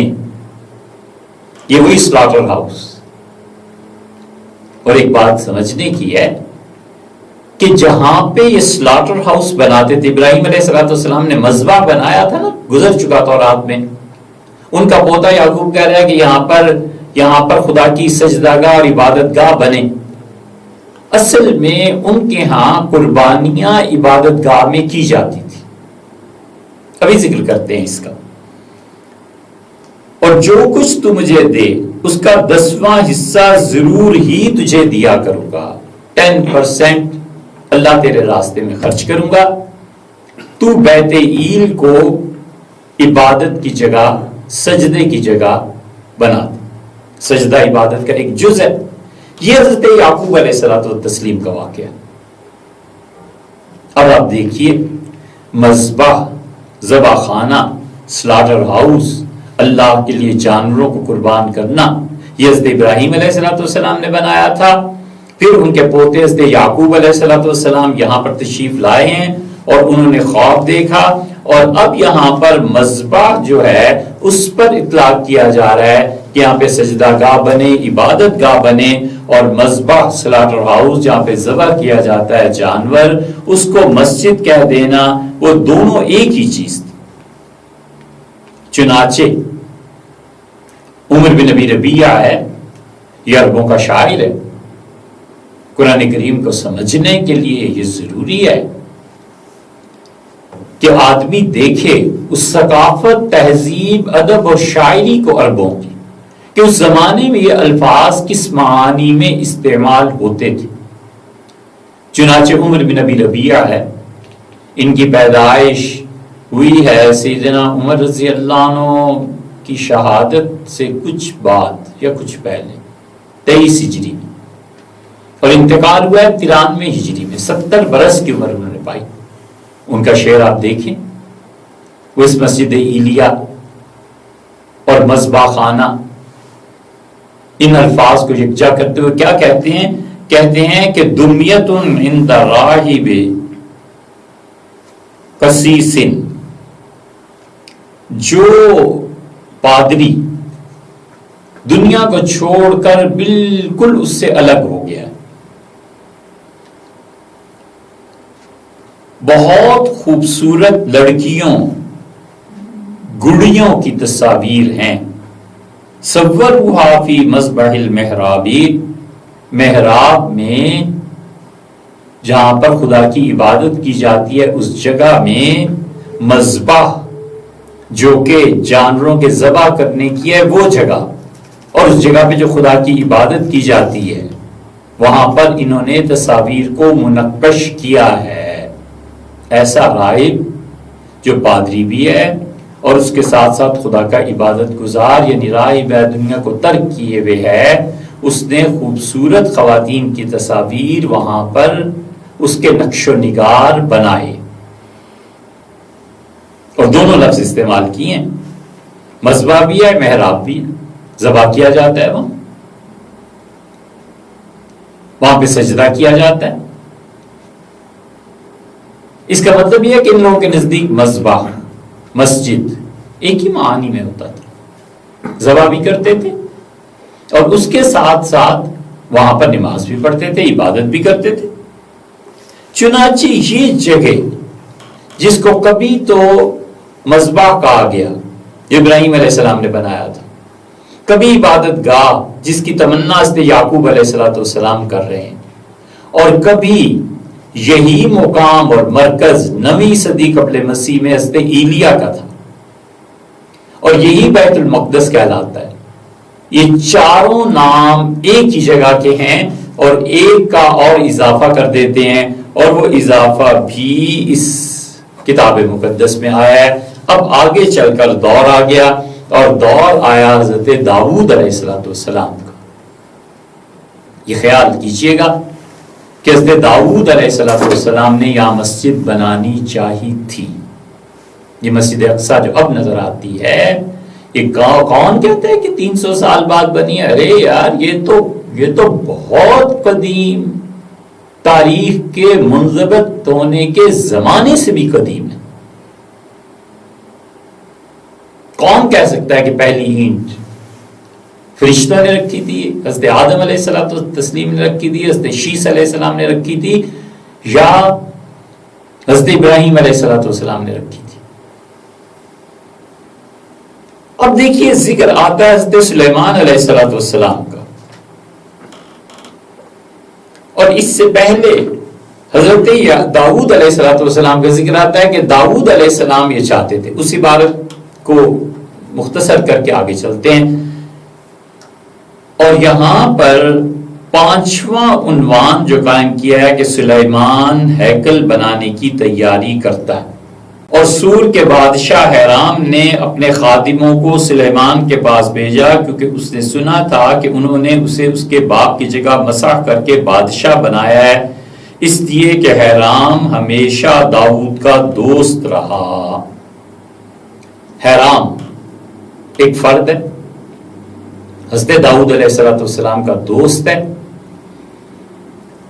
اور اس نے سنا کہ میرے بہترین دوست داؤد کے بیٹے سلیمان علیہ السلام کو اب بادشاہ بنایا جا رہا ہے، اور اس مقصد کے لیے وہاں کے مذہبی رہنماؤں نے پاک تیل حضرت سلیمان علیہ السلام کے سر میں ڈالا ہے.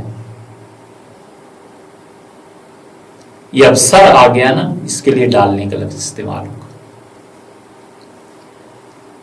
اور سلیمان علیہ السلام نے حرام کو کہلا بھیجا کہ تو جانتا ہے کہ میرا باپ داؤد خداوند اپنے خدا کے نام کے لیے گھر نہ بنا سکا.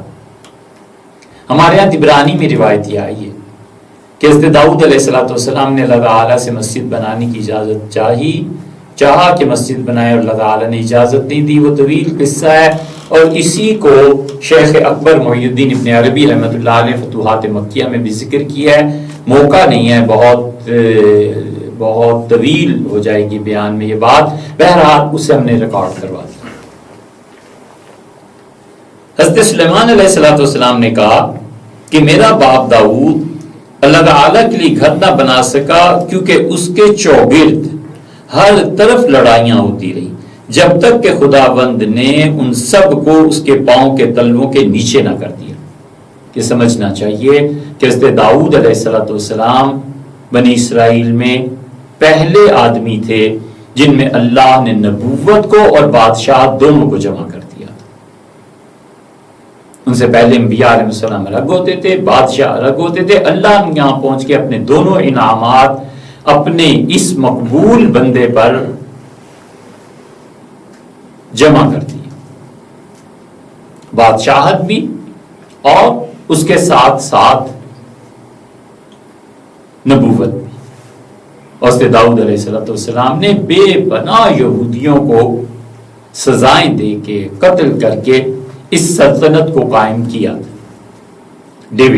داؤد علیہ السلام کی سلطنت، اب انہوں نے چاہا کہ خدا کے لیے کوئی بڑا ہیکل، بڑی چیز تعمیر کریں، اللہ نے اجازت دی۔ سلیمان علیہ السلام کو اجازت ہوئی تو یہ اپنے والد کے دوست حرام کو کہتے ہیں کہ آپ کو معلوم ہے کہ میرے والد نے مملکت کا استحکام اور اس کو مضبوط کرنے کی خاطر اپنا وقت صرف کیا، اور اب وہ جب کہ خدا کا گھر نہیں بنا سکے، اللہ تعالیٰ نے مجھ کو ہر طرف امن دیا ہے، نہ تو کوئی مخالف ہے اور نہ آفت کی مار۔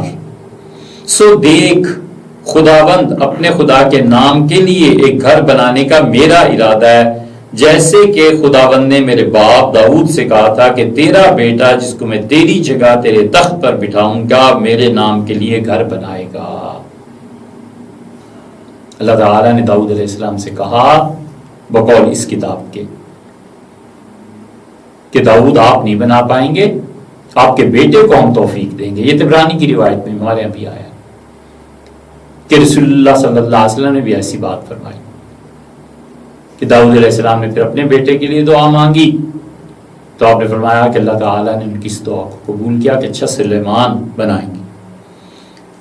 سو اب تو حکم کر کہ وہ میرے لیے لبنان سے دیودار کے درختوں کو کاٹیں اور میرے ملازم تیرے ملازموں کے ساتھ رہیں گے، اور میں تیرے غلاموں کے لیے جتنی اجرت تو کہے گا میں تجھے دوں گا، کیونکہ تو جانتا ہے ہمیں ایسا کوئی نہیں جو سیدانیوں کی طرح لکڑی کاٹنا جانتا ہو۔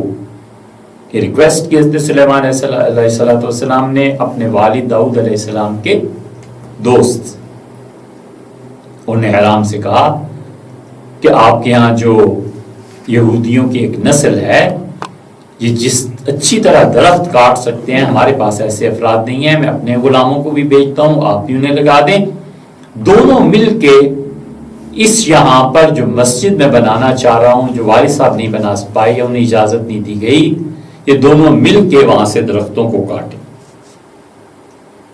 آیت نمبر 7، جب حرام نے سلیمان کی باتیں سنی تو نہایت خوش ہوا اور کہنے لگا کہ آج کے دن خداوند مبارک ہو جس نے داؤد کو اس بڑی قوم کے لیے ایک عقل مند بیٹا بخشا۔ اور حرام نے سلیمان کو کہلا بھیجا کہ جو پیغام تم نے مجھے بھیجا ہے میں نے اس کو سن لیا ہے، اور میں دیودار لکڑی کی ایک قسم ہے، جیسے سنوبر ہے، جیسے دیار ہے، کیل ہے، شیشم ہے، میں دیودار کی لکڑی اور سنوبر کی لکڑی کے بارے میں تیری مرضی پوری کروں۔ انہوں نے بڑی خوشی کا اظہار کیا کہ اللہ کو شکر ہے جس نے اتنا عقل مند بھتیجا، سلطنت سب کچھ ہو گیا، تو جو بیٹے آپ نے کہا ہے ہم اس لکڑی کو پورا کریں گے۔ میرے ملازم ان کو لبنان سے اتار کر سمندر تک لائیں گے، اور میں ان کے بیڑے بندھوا دوں گا تاکہ سمندر ہی سمندر اس جگہ جائیں جسے تو ٹھہرائے، اور وہاں ان کو کھلوا دوں گا، پھر تو ان کو لے لینا، اور تو میرے گھرانے کے لیے رسد دے کر میری مرضی کو پورا کرنا۔ یعنی انہوں نے کہا درخت کٹوا کے اور سمندر کے ذریعے میں آپ تک پہنچا دوں گا۔ پس حرام نے سلیمان کو اس کی مرضی کے مطابق دیودار کی لکڑی اور سنوبر کی لکڑی دی، اور سلیمان نے حرام کو اس کے گھرانے کے کھانے کے لیے 20,000 کور گیہوں اور 20 کور خالص تیل دیا، اس طرح حضرت سلیمان علیہ السلام نے حرام کو سال با سال یہ سپلائی جاری رکھی. انہوں نے کہا یہ کام کر دیں. حرام نے کہا کہ میرے بھتیجے ہم آپ کو لکڑیاں مہیا کریں گے اور آپ اشیاء خرد و نوش مجھے دیں. تو حضرت سلیمان علیہ السلام ہر سال انہیں تیل اور گندم بھیجتے رہے اور انہوں نے اس کے مقابلے میں لکڑیاں بھیجی. اور خداوند نے سلیمان کو جیسا اس نے اس سے وعدہ کیا تھا حکمت بخشی. قرآن میں بھی آیا ہے کہ آتیناہ الحکمہ، اللہ تعالیٰ نے انہیں حکمت بخشی. اور حرام اور سلیمان کے درمیان صلح تھی، ان دونوں نے عہد باندھ دیا. اور سلیمان بادشاہ نے سارے اسرائیل میں بیگاری لگائے اور بیگاری 30,000 آدمی تھے. اور وہ ہر مہینے ان میں سے 10,000 کو باری باری لبنان بھیجتا تھا. سو وہ 1 مہینہ لبنان پر اور 2 مہینے اپنے گھر رہتے. اور ان رام ان بیگاریوں کے اوپر تھا. ان رام کو ایک آفیسر مقرر کیا اور ان کے ماتحت 30,000 افراد تھے. 1 مہینہ جا کر وہ کام کرتے تھے، درخت کاٹتے تھے، 2 مہینے اپنے گھر میں ریسٹ کرتے تھے، پھر چلے جاتے تھے. یہ پورا نظام تھا.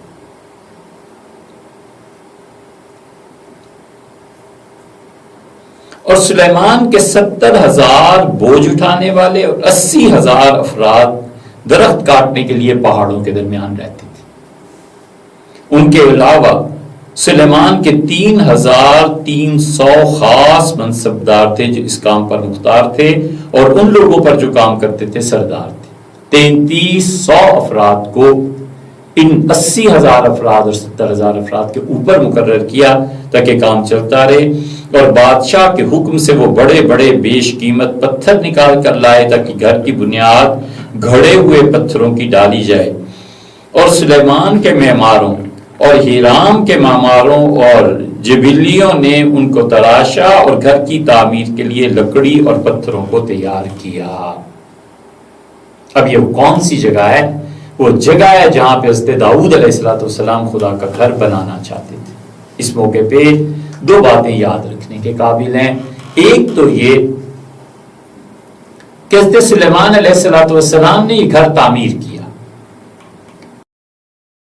گھر کی ایک دیوار اب تک باقی ہے جسے دیوار گریا کہتے ہیں.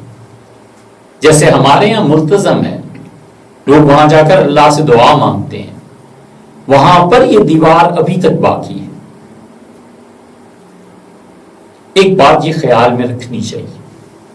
اور دوسرے یہ وہ جگہ ہے جسے ہیکل سلیمانی کہتے ہیں.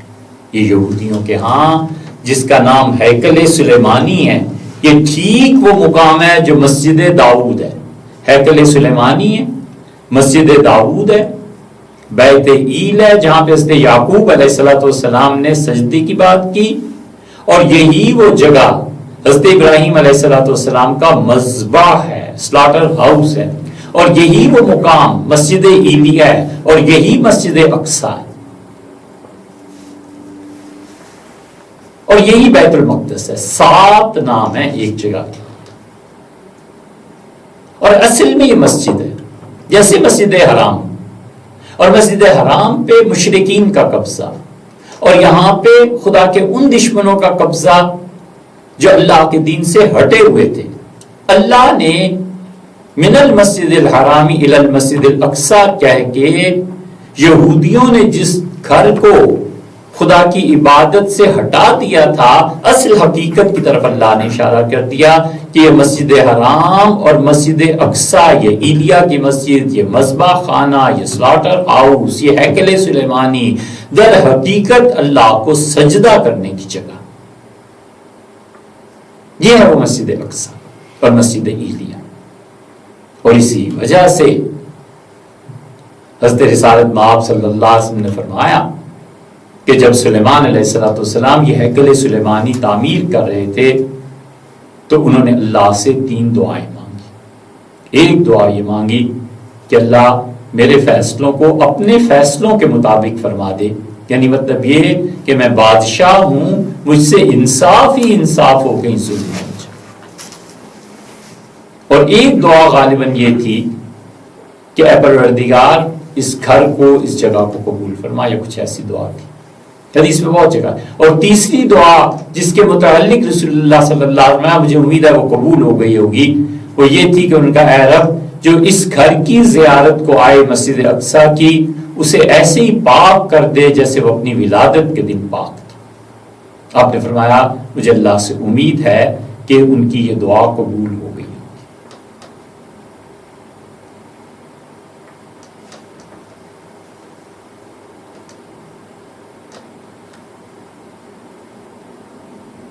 ایک ہی جگہ کے آپ نام دیکھتے جائیے. ابھی ہم نے گنوائے 7 نام ہو گئے. اس لیے قرآن نے اس میں سے مسجد اقصیٰ کو چنا نام. پرے دور پرلے کنارے والی مسجد، یہ سب جانتے تھے کہ ایلیا کی مسجد ہے. اس لیے رسول اللہ صلی اللہ علیہ وسلم جب آ کر فرمایا کہ میں اس پرلی مسجد میں بھی گیا ہوں، تو کسی ایک روایت سے ثابت ہوتا، کسی نے پوچھا آپ کی کیا مراد ہے؟ سب جانتے تھے کہ ایلیا کی مسجد. سب جانتے تھے کہ دور کی مسجد جہاں پہنچنے تک 40 دن لگتے ہیں، عرب یہ سفر کرتے تھے. اور پھر یہی وہ مسجد ہے حضرت داؤد علیہ السلام کی، یہ جو کہتے ہیں 300 سال بعد بنائے گی. کب 300 سال کے بعد بنائے گی؟ اس کا مطلب یہ ہے کہ جان بوجھ کے تاریخ کو خراب کرتے ہیں، ظلم کرتے ہیں، یا اس کا مطلب یہ ہے کہ جاہل ہیں، جہالت کی وجہ سے پتہ ہی نہیں ہے کہ یہ مسجد کتنی قدیم ہے اور اللہ نے کب سے اسے بنایا ہے؟ بیت اللہ کے 40 سال کے بعد. اور یہی وہ مسجد ہے جہاں پر سیدنا عمر رضی اللہ عنہ تشریف لے گئے تھے.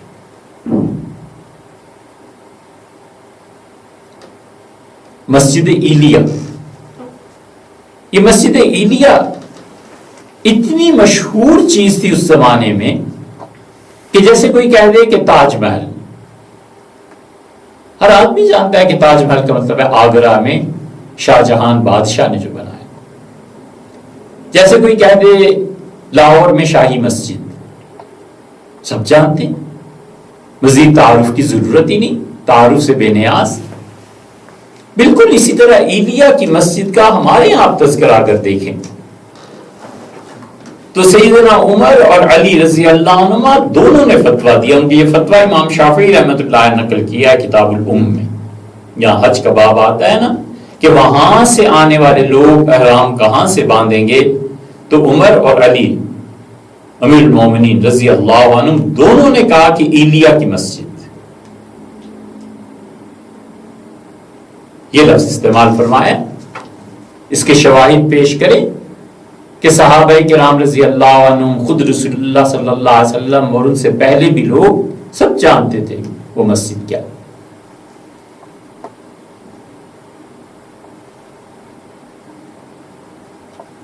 خود نبی کریم صلی اللہ علیہ وسلم نے فرمایا یہ دوسری گواہی ہے. آپ نے فرمایا اللہ کا قرب حاصل کرنے کے لیے اگر سفر کرنا ہے تو بیت اللہ کا سفر کرنا، میری مسجد کا سفر کرنا. اور صحیح ترین روایات وغیرہ میں آیا ہے آپ نے فرمایا کہ ایلیا کی مسجد کا سفر کرنا. یہ دوسری گواہی ہے. حضور صلی اللہ علیہ وسلم کسی ایک آدمی نے نہیں پوچھا کہ اللہ کے رسول ایلیا کی مسجد کا کیا، کہاں ہے، کیا چیز ہے. سب جانتے تھے یہی مسجد اقصیٰ ہے، یہی ایلیا ہے، یہی بیت المقدس ہے، یہی ہیکل سلیمانی ہے، یہیں پر سلاٹر ہاؤس قائم کیا اور یہیں پر یعقوب علیہ السلام نے خدا کی عبادت چاہی. ایلیا اس مسجد کا تیسرا ثبوت بھی دیں اس زمانے کی کلام سے. ہمارے یہاں بھی یہ روایت ملتی ہے کہ اس ایلیا کی مسجد میں، اس مذبح میں، سلاٹر ہاؤس میں ابراہیم علیہ السلام نے دعا مانگی اور ان کا ربنا ارنا مناسکنا، اللہ مجھے حج کہ مناسک کی تعلیم دے. اور اس گھر کے متعلق بھی اللہ نے حکم کیا. ہمارے یہاں بھی روایت ہے کہ اس گھر کو پاک رکھو ان لوگوں کے لیے جو یہاں پر آ کر نماز پڑھیں گے. یہ ایلیائی کی مسجد.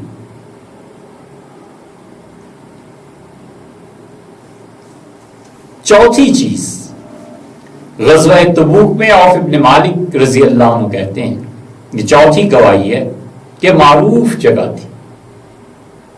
عوف ابن مالک رضی اللہ عنہ کہتے ہیں کہ میں اس خیمے کے قریب پہنچا جہاں حضرت رسالت مآب صلی اللہ علیہ وسلم تشریف فرما تھے، اور پوچھا کون؟ میں نے عرض کیا عوف ابن مالک۔ آپ نے فرمایا اندر آ جاؤ۔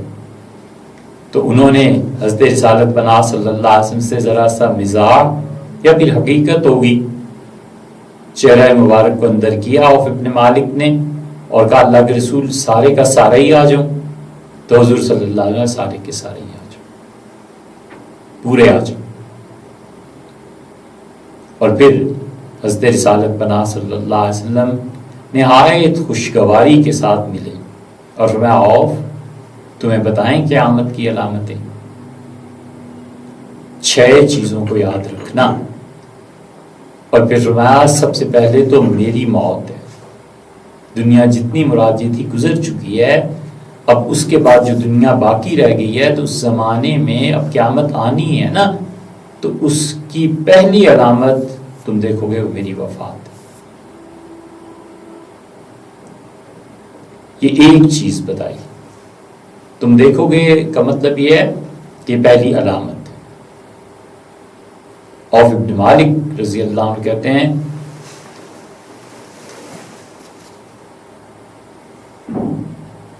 کہ جب حضور صلی اللہ علیہ وسلم اپنے انتقال کا ذکر فرمایا تو فوجمت ذالک وجمۃ شدید، میں افسوس اور دکھ اور حیرت کے سمندر میں ڈوب گیا، نہایت گہری خاموشی میرے اندر چھا گئی، یہ ہستی ہم سے اٹھ جائے گی۔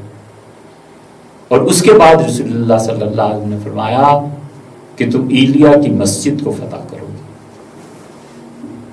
کسی نے نہیں پوچھا اللہ کے رسول ایلیا کی مسجد کو، مسجد اقصی فتح کرو۔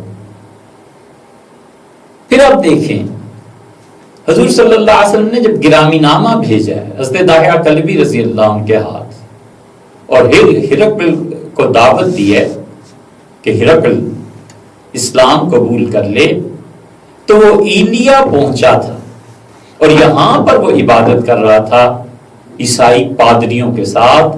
اس روایت میں حدیث میں ہر جگہ ابو سفیان رضی اللہ عنہ کہتے ہیں کہ مدت سے ہمارے یہاں تجارت کا سلسلہ منقطع ہو چکا تھا، کیونکہ ہم اہل مدینہ سے جنگوں میں مصروف رہتے تھے، اور اب جب حدیبیہ ہو گئی تو پھر میں نکلا اور ایلیا میں ہرقل عبادت کرنے کے لیے آیا ہوا تھا، اور رسول اللہ صلی اللہ علیہ وسلم کا گرامی نامہ پیش کیا گیا، اور پھر مجھے وہاں طلب کیا گیا۔ سب جانتے تھے کہ ایلیا کی مسجد کون سی۔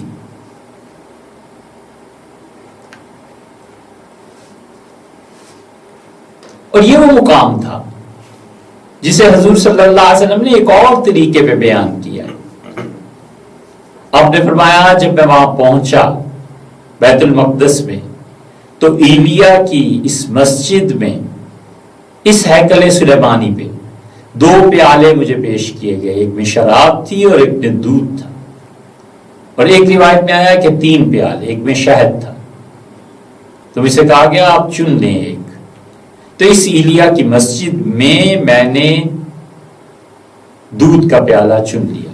جبریل امین دیکھ رہے تھے اور کہا الحمدللہ الذی ہداک للفطرہ، تمام تعریفیں اللہ کے لیے ہیں جس نے آپ کو صحیح انتخاب کی توفیق بخشی ہے۔ اور اللہ کے رسول لو اخترت ھذا، اگر آپ شراب کا پیالہ چن لیتے لغوت امت کو، آپ کی پوری امت گمراہ ہو جاتی۔ وہاں بھی یہی لفظ ہے کہ ایلیا کی مسجد میں میرے ساتھ یہ واقعہ پیش آیا۔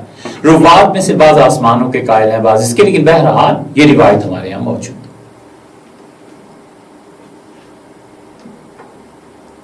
حضرت محمود ابن ربیع رضی اللہ عنہ کہاں چلے گئے تھے؟ صحابہ کرام رضی اللہ عنہ کہتے ہیں ایلیا چلے گئے تھے۔ یہ محمود بچے تھے، 4 برس کے ہوں گے، صحیح بخاری میں ان کی روایت ہے۔ وہ کہتے ہیں کہ حضور صلی اللہ علیہ وسلم کو مجھے اتنا یاد ہے کہ آپ ہمارے کنویں پہ تشریف لائے تھے، ہمارا ایک باغ تھا، اس کا ایک کنواں تھا، یا کسی کا بھی باغ تھا، کنواں تھا، اور میں وہاں کھیل رہا تھا، 4 سال کا چھوٹا سا بچہ. تو حضور اقدس صلی اللہ علیہ وسلم نے مجھے پکڑ لیا اور آپ نے کنویں کا پانی پیا، اور جو پھر پانی رسول اللہ صلی اللہ علیہ وسلم کے منہ میں تھا میرے منہ پہ ڈال دیا. محمود بچے تھے. حضور اقدس صلی اللہ علیہ وسلم کے واقعہ بہت لوگوں نے نقل کیا ہے. ان کے بارے میں کہاں رہے؟ ایلیا میں رہے. ایلیا کون سی جگہ ہے؟ وہی جو ابھی آپ کو بتایا کہ یہ ہیکل سلیمانی. یہی وہ مقام ہے جس کے متعلق حدیث میں آتا ہے کہ عبداللہ ابن عمر رضی اللہ عنہ وہاں تشریف لے گئے تھے، اور عبداللہ ابن عمر رضی اللہ عنہ نے کہا وہاں بیٹھ کے ہیکل سلیمانی میں کہ حضور اقدس صلی اللہ علیہ وسلم 4 چیزوں سے اللہ کی پناہ مانگتے تھے، اور نبی کریم صلی اللہ علیہ وسلم اللہ سے مانگتے تھے کہ اللہم انی اعوذ بک من علم لا ینفع. اللہ میں تیری پناہ مانگتا ہوں اس علم سے جو فائدہ نہ دے. اور دوسرا یہ فرماتے تھے کہ ومن قلب لا یخشع، اور اللہ میں تیری پناہ مانگتا ہوں اس دل سے جو تجھ سے نہ ڈرے. تیسری بات ومن دعاء لا یسمع، اللہ اس دعا سے بھی تیری پناہ مانگتا ہوں جسے تو قبول نہ فرمائے، جسے تو سنے بھی نہیں. اور چوتھی چیز وَمِن نَفْسٍ لَا تَشْبَعُ، اور اللہ میں پناہ مانگتا ہوں اس دعا سے،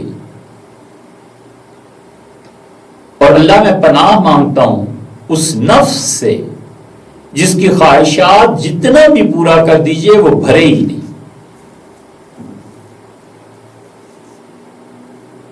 اعوذ بک من شر ہؤلاء الاربعہ، اللہ میں تیری پناہ مانگتا ہوں ان 4 چیزوں کی شرارتوں سے.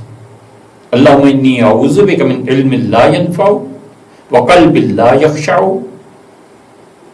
ومن دعاء لا یسمع ومن نفس لا تشبع اعوذ بک من شر ہؤلاء الاربعہ.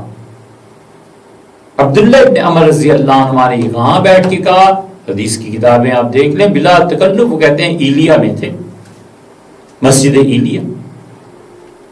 اور یہ وہ مقام ہے جہاں سیدنا عمر رضی اللہ عنہ اپنے زمانے میں تشریف لے گئے. اور یہ وہ مقام ہے جہاں سیدنا عمر رضی اللہ عنہ 15 یا 16 ہجری میں تشریف لے گئے. مورخین نے اسے نقل کیا. اور یہ وہ مقام ہے جہاں پہ سیدنا عمر رضی اللہ عنہ تشریف لے گئے 15 یا 16 ہجری میں. ان کا مشہور سفر تھا، اور انہوں نے مدینہ منورہ میں خلافت سیدنا علی رضی اللہ عنہ کے حوالے کی، اور اپنے غلام اسلم کے ساتھ سفر کیا. اور امیر المومنین وہاں پہنچے ہیں. صحابہ کرام رضی اللہ عنہ کا ایک جمع غفیر وہاں جمع. سیدنا عمر رضی اللہ عنہ کی بڑے بڑے لوگوں سے وہاں ملاقاتیں. حضرت عبیدہ بن الجراح رضی اللہ عنہ وہاں تھے، خالد بن ولید تھے، عبد الرحمن بن عوف تھے. 4000 صحابہ کرام رضی اللہ عنہ جمع تھے، اور انہوں نے امیر المومنین سیدنا عمر رضی اللہ عنہ کا استقبال کیا، ان سے ملے. اور سیدنا عمر رضی اللہ عنہ نے وہاں پر عیسائیوں کے ساتھ معاہدہ کیا. وہ معاہدہ آپ کو کئی جگہ پہ مل جائے گا. ہم جس مسجد کی بات کر رہے ہیں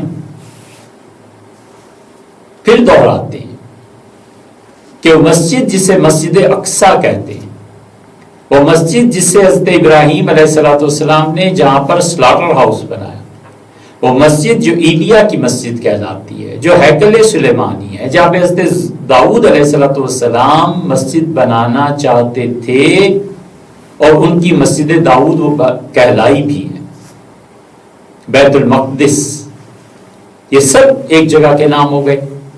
وہاں پہ سیدنا عمر رضی اللہ عنہ کے معاملے میں یہ آیا ہے کہ جب وہ معاہدے وغیرہ سے فارغ ہوئے اور عیسائی پادری ان سے ملے ہیں وہاں، تو حضرت عمر رضی اللہ عنہ نے ایک سوال کیا.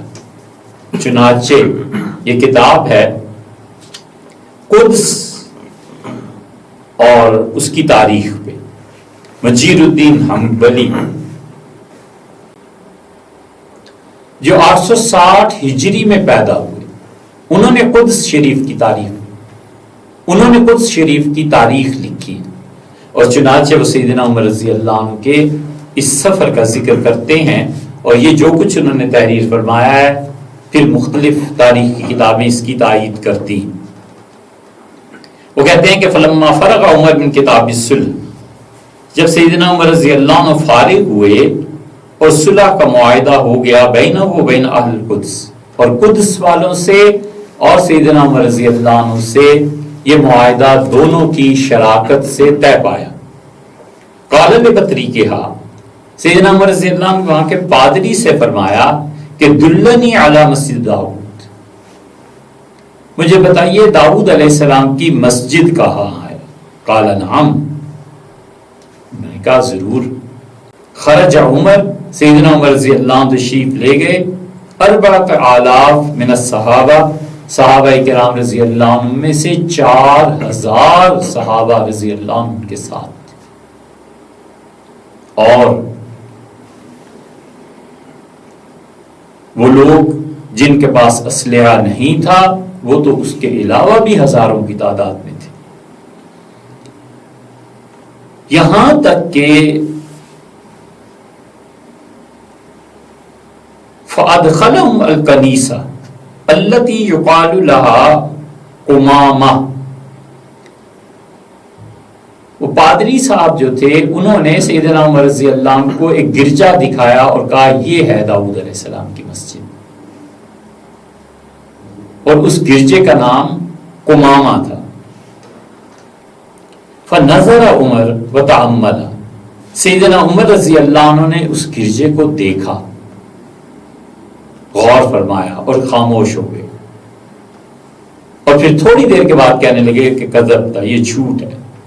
وَلَقَدْ وَصَفَ لِي رسول اللہ صلی اللہ علیہ وسلم مسجد داؤد، حضور اقدس صلی اللہ علیہ وسلم نے مجھے حضرت داؤد علیہ السلام کی مسجد کے متعلق بتایا ہے، اور دیکھیے جو رسول اللہ صلی اللہ علیہ وسلم نے مجھ سے نقشہ کھینچا تھا یہ وہ مقام نہیں ہے، یہ جھوٹ ہے کہ داؤد علیہ السلام کی مسجد یہ ہے۔ حضرت عمر رضی اللہ عنہ ہیکل سلیمانی چاہتے تھے، فَمَضَىٰ بِهِ إِلَىٰ كَنِيسَةٍ، پادری وہاں سے نکلا اور اس نے حضرت کو ایک اور جگہ دکھائی، یقال لها صہیون، جسے صہیون کہتے تھے، اور اس نے کہا کہ یہ ہے حضرت داؤد علیہ السلام کی مسجد۔ فقال له كذب، حضرت عمر رضی اللہ عنہ کا جھوٹ بولتے ہو۔ فَمَضَىٰ بِهِ إِلَىٰ مَسْجِدِ بَيْتِ الْمَقْدِسِ حَتَّىٰ انتهى بِهِ إِلَىٰ بَابِهِ، وہ پھر چلے اور انہوں نے بیت المقدس اس مسجد اقصی پہ لے جا کر کھڑا کیا، اور اس کے اس دروازے پر پہنچے، الذی یقال له باب محمد صلی اللہ علیہ وسلم، جس کو آج کل یہ اپنے زمانے کے ذکر کر رہے ہیں باب محمد کہتے ہیں صلی اللہ علیہ وسلم، اس جگہ پر کھڑے ہوئے، اور پھر وہاں پر ایک کوڑے کا ڈھیر تھا، اور انہوں نے اس گلی سے نکل کے بہت سی سیڑھیاں طے کروائیں اور کہا کہ حضرت ہم اس میں داخل نہیں ہو سکیں گے جب تک کہ ان سیڑھیوں سے اتر کے نیچے یہ جو آپ کو دروازہ نظر آ رہا ہے اس میں جھک کے داخل نہ ہو۔ فقال عمر، سیدنا عمر رضی اللہ عنہ نے کہا کوئی پرواہ نہیں ہے جھکنے میں، لیکن میں اس مسجد کو دیکھنا چاہتا ہوں۔ تو سیدنا عمر رضی اللہ عنہ جھکے، ومن معہ، اور جو ان کے ساتھ 4000 صحابہ کرام رضی اللہ عنہ تھے، سارے جھک کے اس دروازے سے اندر کو داخل ہوئے۔ فنظر عمر رضی اللہ عنہ دیکھا، وتأمل ملیحا، اور کچھ دیر خاموش رہے، دیکھتے رہے، ونظر یمینا وشمالا، انہوں نے دائیں طرف کو دیکھا پھر بائیں طرف کو دیکھا، اور سب چیزوں پر غور کرنے کے بعد فرمایا اللہ اکبر، اللہ ہی کی ذات سب سے بڑی ہے، ھذا والذی نفسی بیدہ، اس رب کی قسم جس کے قبضے میں عمر کی جان ہے، یہ وہ مسجد داؤد ہے علیہ السلام جس کی الذی اخبرنا رسول اللہ صلی اللہ علیہ وسلم انہ اسری بہ الیہ، جس کی خبر مجھے رسول اللہ صلی اللہ علیہ وسلم نے دی تھی، جو نقشہ انہوں نے میرے سامنے بیان فرمایا تھا یا نقشہ کھینچا تھا، یہ وہ مسجد ہے، اب ہم صحیح جگہ پہ پہنچے، اور یہیں سے رسول اللہ صلی اللہ علیہ وسلم کے سفر معراج کا آغاز ہوا تھا۔ یہ سیدنا عمر رضی اللہ عنہ، اور انہوں نے دیکھا کہ چٹان صخرہ جسے کہتے ہیں، اس پر بہت زیادہ گندگی ہے، اور یہ گندگی ڈال دی ہے یہودیوں کی ضد میں عیسائیوں نے کہ ان کے اس پاک مقام کو ناپاک کر دیا جائے۔ فبسط عمر رضا، سیدنا عمر رضی اللہ عنہ نے کہا، اس پادری نے کہا کہ حضرت بہت گندگی ہے، یعنی مطلب یا شاید یہ مرادوں کے چلیں، سیدنا عمر رضی اللہ عنہ کا نہیں، اور انہوں نے اپنی اوپر کی چادر اتاری اور زمین پہ بچھا دی تاکہ اس کوڑے کو جمع کریں، اور سیدنا عمر رضی اللہ نے جھاڑو ہاتھ میں لیا اور پھیرنے لگے، اور پھر مسلمانوں نے دیکھا کہ امیر المومنین جھاڑو سے خدا کا گھر مسجد صاف کر رہے ہیں، تو لوگ پل پڑے اور سب نے جھاڑو اٹھا لیے، اور پھر وہ حضرت داؤد علیہ السلام کی مسجد کے محراب میں امیر المومنین تشریف لے گئے،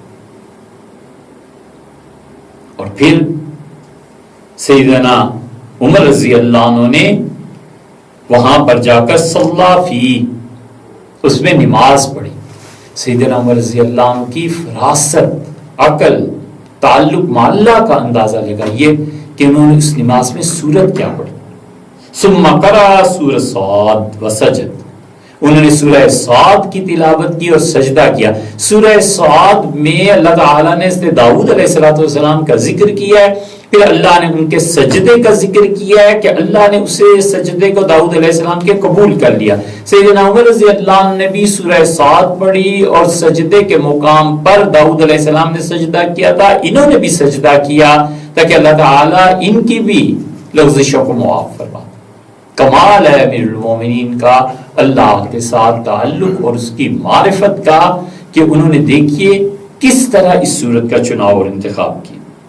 اور پھر سیدنا عمر رضی اللہ عنہ کی ایک اور دیکھیے اسلام تعلق، یہ جو ہمارے آتا ہے نا اس کو 3 مرتبہ نچوڑو 3 مرتبہ دھو لو، یہ ہے وہ۔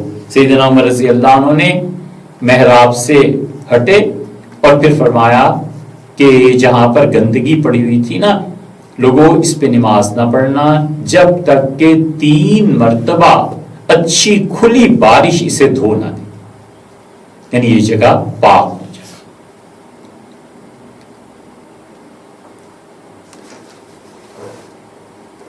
یہ سیدنا عمر رضی اللہ عنہ کی دریافت تھی اس مسجد کی، مذبح یہی تھا، ہیکل سلیمانی یہی تھا، داؤد علیہ السلام کی مسجد یہی تھی، حضور صلی اللہ علیہ وسلم کے سفر ہجرت کا سفر معراج کا آغاز یہیں سے ہوا تھا۔ اس لیے قرآن جو یہاں کہتا ہے نا مسجد اقصی، جھوٹ بولتے ہیں وہ جو یہ کہتے ہیں کہ یہ مسجد اقصی اس وقت مسجد ایلیا تھی، مسجد اقصی اس وقت بھی لوگ جانتے تھے اسی نام سے، پلے کنارے والی مسجد، صفت موصوف کو اللہ نے بیان کیا۔ اور پھر اس مسجد کو حضرت عمر رضی اللہ عنہ نے وسیع فرمایا ہے، اتنا وسیع فرمایا تھا کہ 3 سے 4 ہزار نمازی اس میں سما سکتے تھے، اس کی سمائی اتنی بڑھا دی تھی۔ حضرت عمر رضی اللہ عنہ حکم کیا اور فرمایا پھر اس کو بڑھاؤ۔ پھر مسجد اقصی کو بنو امیہ نے بہت زیادہ سجایا ہے، قیمتی پتھر، سونا، چاندی۔ رجا رضی اللہ عنہ، رجا رحمت اللہ علیہ اس کی نگرانی کرتے رہے، اس کا تذکرہ ہم نے اپنی کتاب میں کیا ہے۔ اور آخری شہادتیں تو اور بھی بہت ہیں، لیکن آخری شہادت آپ کے سامنے رکھیں کہ مسجد اقصی، مسجد ایلیا، ایک آدمی جو جرمنی کا تھا اس نے سفر کیا۔ ہمارے سامنے یہ کتاب ہے نیو انسائکلوپیڈیا بریٹانیکا، اور مائکروپیڈیا کا یہ فرسٹ والیوم ہے، اور اس کے صفحہ نمبر 534 پر وہ تذکرہ کرتے ہیں آرکلف کا، اور آرکلف یہ اس کے متعلق لکھتے ہیں کہ لیٹ 7th سینچری جرمنی، 7ویں صدی کے آخر پہ یہ مڈل ایسٹ گئے، پادری تھے، اور وہاں جا کر انہوں نے اپنے مشاہدات لکھے. یہ غالباً سیدنا عمر رضی اللہ عنہ کی جو مسجد ہے اس کے چند سال بعد یہ اسے دیکھنے گئے. بشپ پادری تھے who was the earliest Western Christian traveler and observer of importance in the Middle East after the rise of Islam. اسلام جب ترقی پذیر ہوا ہے تو مڈل ایسٹ میں یہ گئے ہیں اور انہوں جا کے وہاں پر مشاہدات کیے. although he most likely was connected with a monastery, اگرچہ یہ عیسائیت کی ایک شاخ سے وابستہ تھے. some believe he was the bishop of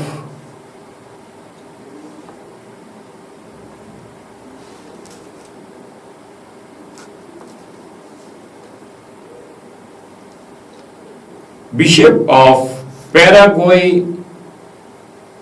ایکویٹائن. یہ فرینچ لفظ ہے جو یقیناً ہم نہیں پڑھ سکتے.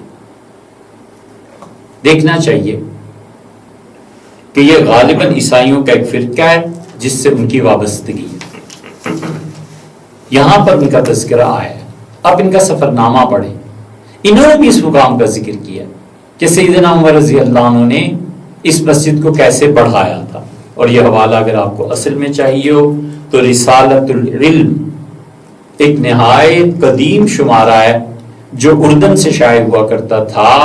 اس شمارے میں 1968 کے جو شمارے ہیں انہیں دیکھنا چاہیے. اس مسجد کا ذکر وہاں بھی ملے گا. مسجد ایلیا کے عنوان سے، بیت المقدس کے عنوان سے، اس جگہ کا تعین ہم نے کیا ہے نقشوں کی مدد سے. اس کو دیکھ لیجیے. چنانچہ وہ لوگ جو کہتے ہیں کہ قرآن میں مسجد اقصیٰ کا جو لفظ آیا ہے یہ تو مسجد بنی 300 سال بعد ہے، حضور صلی اللہ علیہ وسلم نے اپنے پاس سے اس مسجد کا نام ڈال دیا تھا. انہیں اس ساری بحث کا یا تو جواب دینا چاہیے، اور اگر جواب نہیں ہے تو پھر توبہ کر لینی چاہیے، جو آسان راستہ ہے. اگر وہ جان بوجھ کے اس چیز کو پھیلانا چاہتے ہیں اور جان بوجھ کے یہ کام کرنا چاہتے ہیں، جان بوجھ کے تہمت لگانا چاہتے ہیں، تو اللہ سے ڈرنا چاہیے. اور جواب نہ دے پائیں تو ایک دوسرا راستہ بھی ہے کہ ڈوب مریں. حضرت رسالت مآب صلی اللہ علیہ وسلم پر الزام لگانا، قرآن کو ایک شخص کی تصنیف کہنا اور اس میں ایسی دلائل بیان کرنا جیسے دنیا میں قرآن، اللہ کی اس کتاب، حضرت رسالت مآب صلی اللہ علیہ وسلم کی نبوت اور نبی رسول اللہ صلی اللہ علیہ وسلم کی سچائی، اللہ کی طرف سے حقانیت کے نازل کرنے کے بعد اس کا دفاع کرنے والے خدام موجود ہی نہیں رہے. ایسے نہیں ہو سکتا. جب تک ہمارے دم میں دم ہے، جب تک ہماری رگوں میں خون ہے، ہم نے اس دین کو ایسے ہی قبول نہیں کر لیا. ہم اس دین پہ ویسے ہی نہیں عمل کر رہے.